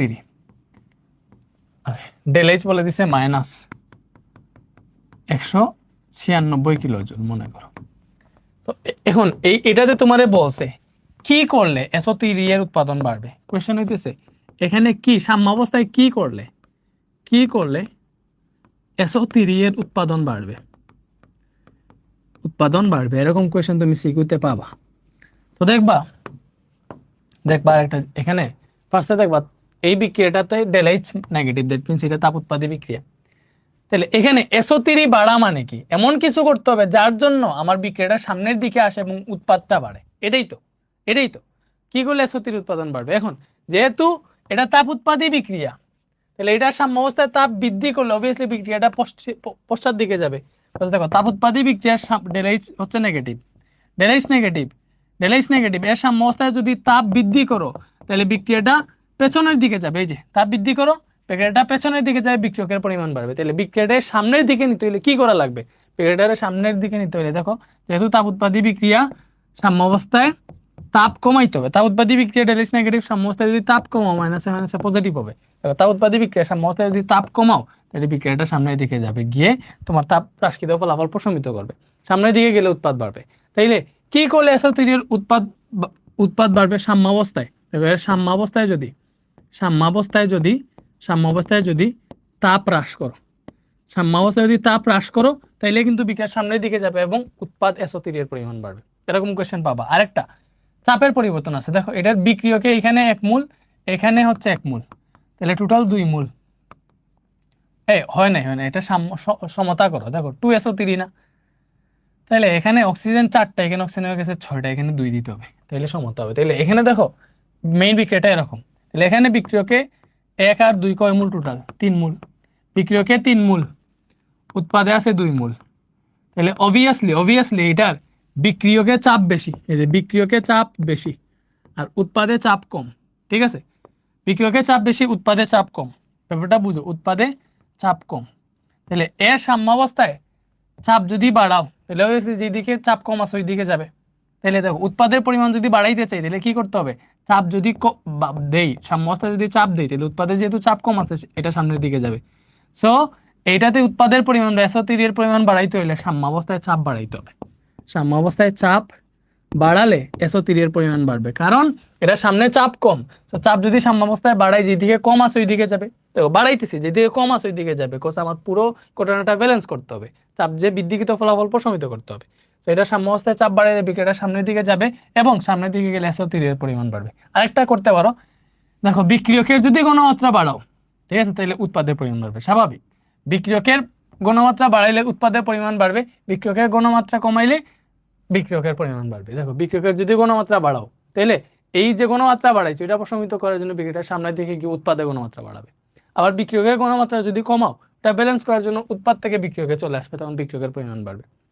তাহলে এটাতে যদি SO3 এর উৎপাদন বাড়াইতে চাই, তাহলে বিক্রিয়কের ঘনমাত্রা বাড়াইলে কিন্তু তোমার উৎপাদ বাড়বে। তাহলে বিক্রিয়কের ঘনমাত্রা বৃদ্ধি করতে হবে, বিক্রিয়কের ঘনমাত্রা বৃদ্ধি করতে হবে। সো এই 3টা কাহিনী করলে কিন্তু SO3 এর পরিমাণ বাড়বে। এভাবে করতে পারো। সো আমরা ঘনমাত্রা পরিবর্তনটা দেখি নেই। সো ঘনমাত্রার পরিবর্তনটা একদম ইজি, ঘনমাত্রার পরিবর্তন একদম ইজি। তো সাম্যাবস্থায় যদি বিক্রিয়কের ঘনমাত্রা বাড়াও, দেখো সাম্যাবস্থায় যদি বিক্রিয়কের ঘনমাত্রা বাড়াও, ঠিক আছে, সাম্যাবস্থায় বিক্রিয়কের ঘনমাত্রা বাড়ালে উৎপাদ বাড়বে, স্বাভাবিক। একটা বিক্রিয়া, যে কোনো একটা বিক্রিয়া, নাইট্রোজেন হাইড্রোজেন বিক্রিয়া করে অ্যামোনিয়া উৎপন্ন করছে, অবভিয়াসলি এটা বিক্রিয়ক, বুঝছো, এটা উৎপাদ। তো বিক্রিয়কের ঘনমাত্রা যদি বাড়াও, বিক্রিয়াটা সামনে গিয়ে উৎপাদের পরিমাণ বাড়াবে।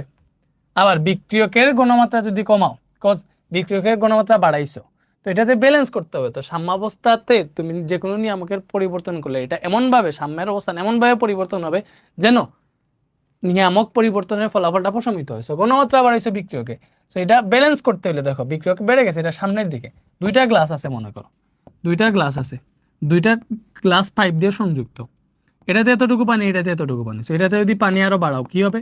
এই পানিটা ওই দিকে গিয়ে পানিটা ব্যালেন্স করবে। ব্যাপারটা বুঝছো? এই জন্য বিক্রিয়কের ঘনমাত্রা বাড়ালে উৎপাদ বাড়বে, আর বিক্রিয়কের ঘনমাত্রা যদি কমাও, বিক্রিয়কের ঘনমাত্রা কমালে বিক্রিয়াটা কি হবে বলো? বাম দিকে আসবে, বিক্রিয়কের ঘনমাত্রা কমাইছো, ভালো মতো বুঝো। এই যে মনে করো 2টা গ্লাস আমাদের পাইপ দিয়ে সংযুক্ত আছে, এখন এটাতে এতটুকু পানি, এটাতে এতটুকু পানি। সো এটার পানি কমায় যদি এতটুকুতে নিয়ে আসি, তাহলে কি হবে? দেখো এটার পানি এখন কমে গেছে, তো এটা যদি পানি কমে যায়, তাহলে দেখো এটার পানি এটা থেকে এদিকে আইসে এটারে ব্যালেন্স করে ফেলবে। ব্যাপারটা বুঝছো? সো বিক্রিয়কের ঘনমাত্রা যদি কমাও, তাইলে হচ্ছে বিক্রিয়া বাম দিকে অগ্রসর হবে। বাম দিকে মানে কি? উৎপাদ থেকে বিক্রিয়কের দিকে আসবে, বাম দিকে আসবে এবং বিক্রিয়কের পরিমাণ বাড়বে, বিক্রিয়কের পরিমাণ বৃদ্ধি করে ঘনমাত্রা পরিবর্তনের ফলাফলটা প্রশমিত করবে। এগুলো সাজায় লিখো। আর বিক্রিয়কের ঘনমাত্রা বাড়াইলে বিক্রিয়াটার উৎপাদ বাড়বে, মানে কি হবে? বিক্রিয়কের ঘনমাত্রা বাড়াইলে বিক্রিয়াটা ডান দিকে বা সামনের দিকে অগ্রসর হবে এবং উৎপাদ বাড়বে। এটাই ছিল আজকের ক্লাস। এখন এই পুরো চ্যাপ্টারটা শেষ, মানে ভাই অনেকটা অ্যাড হয়ে গেছি। পুরো চ্যাপ্টারটা শেষ, আমরা পুরো চ্যাপ্টারটা কত সুন্দর মতো পড়ছি একদম আই থিঙ্ক তোমরা পারবে এখন, রিভিশন দেওয়ার কিছুই নাই। সব বিক্রিয়া জারণ বিজারণ থেকে শুরু করে সব আমরা পড়ছি, দহন সংযোজন প্রতিস্থাপন এমন কিছু বাকি নেই, সব আমরা পড়ছি। তো আশা করি বুঝতে পারছো, অনেক ইজি একটা চ্যাপ্টার। সিকিউ যখন সলভ করবো আরও যা বাকি আছে ক্লিয়ার হও নাই, যদি এমন কিছু থাকে সব ক্লিয়ার হয়ে যাবে। ঠিক আছে, ভালো থাকো, সুস্থ থাকো, আল্লাহ হাফিজ।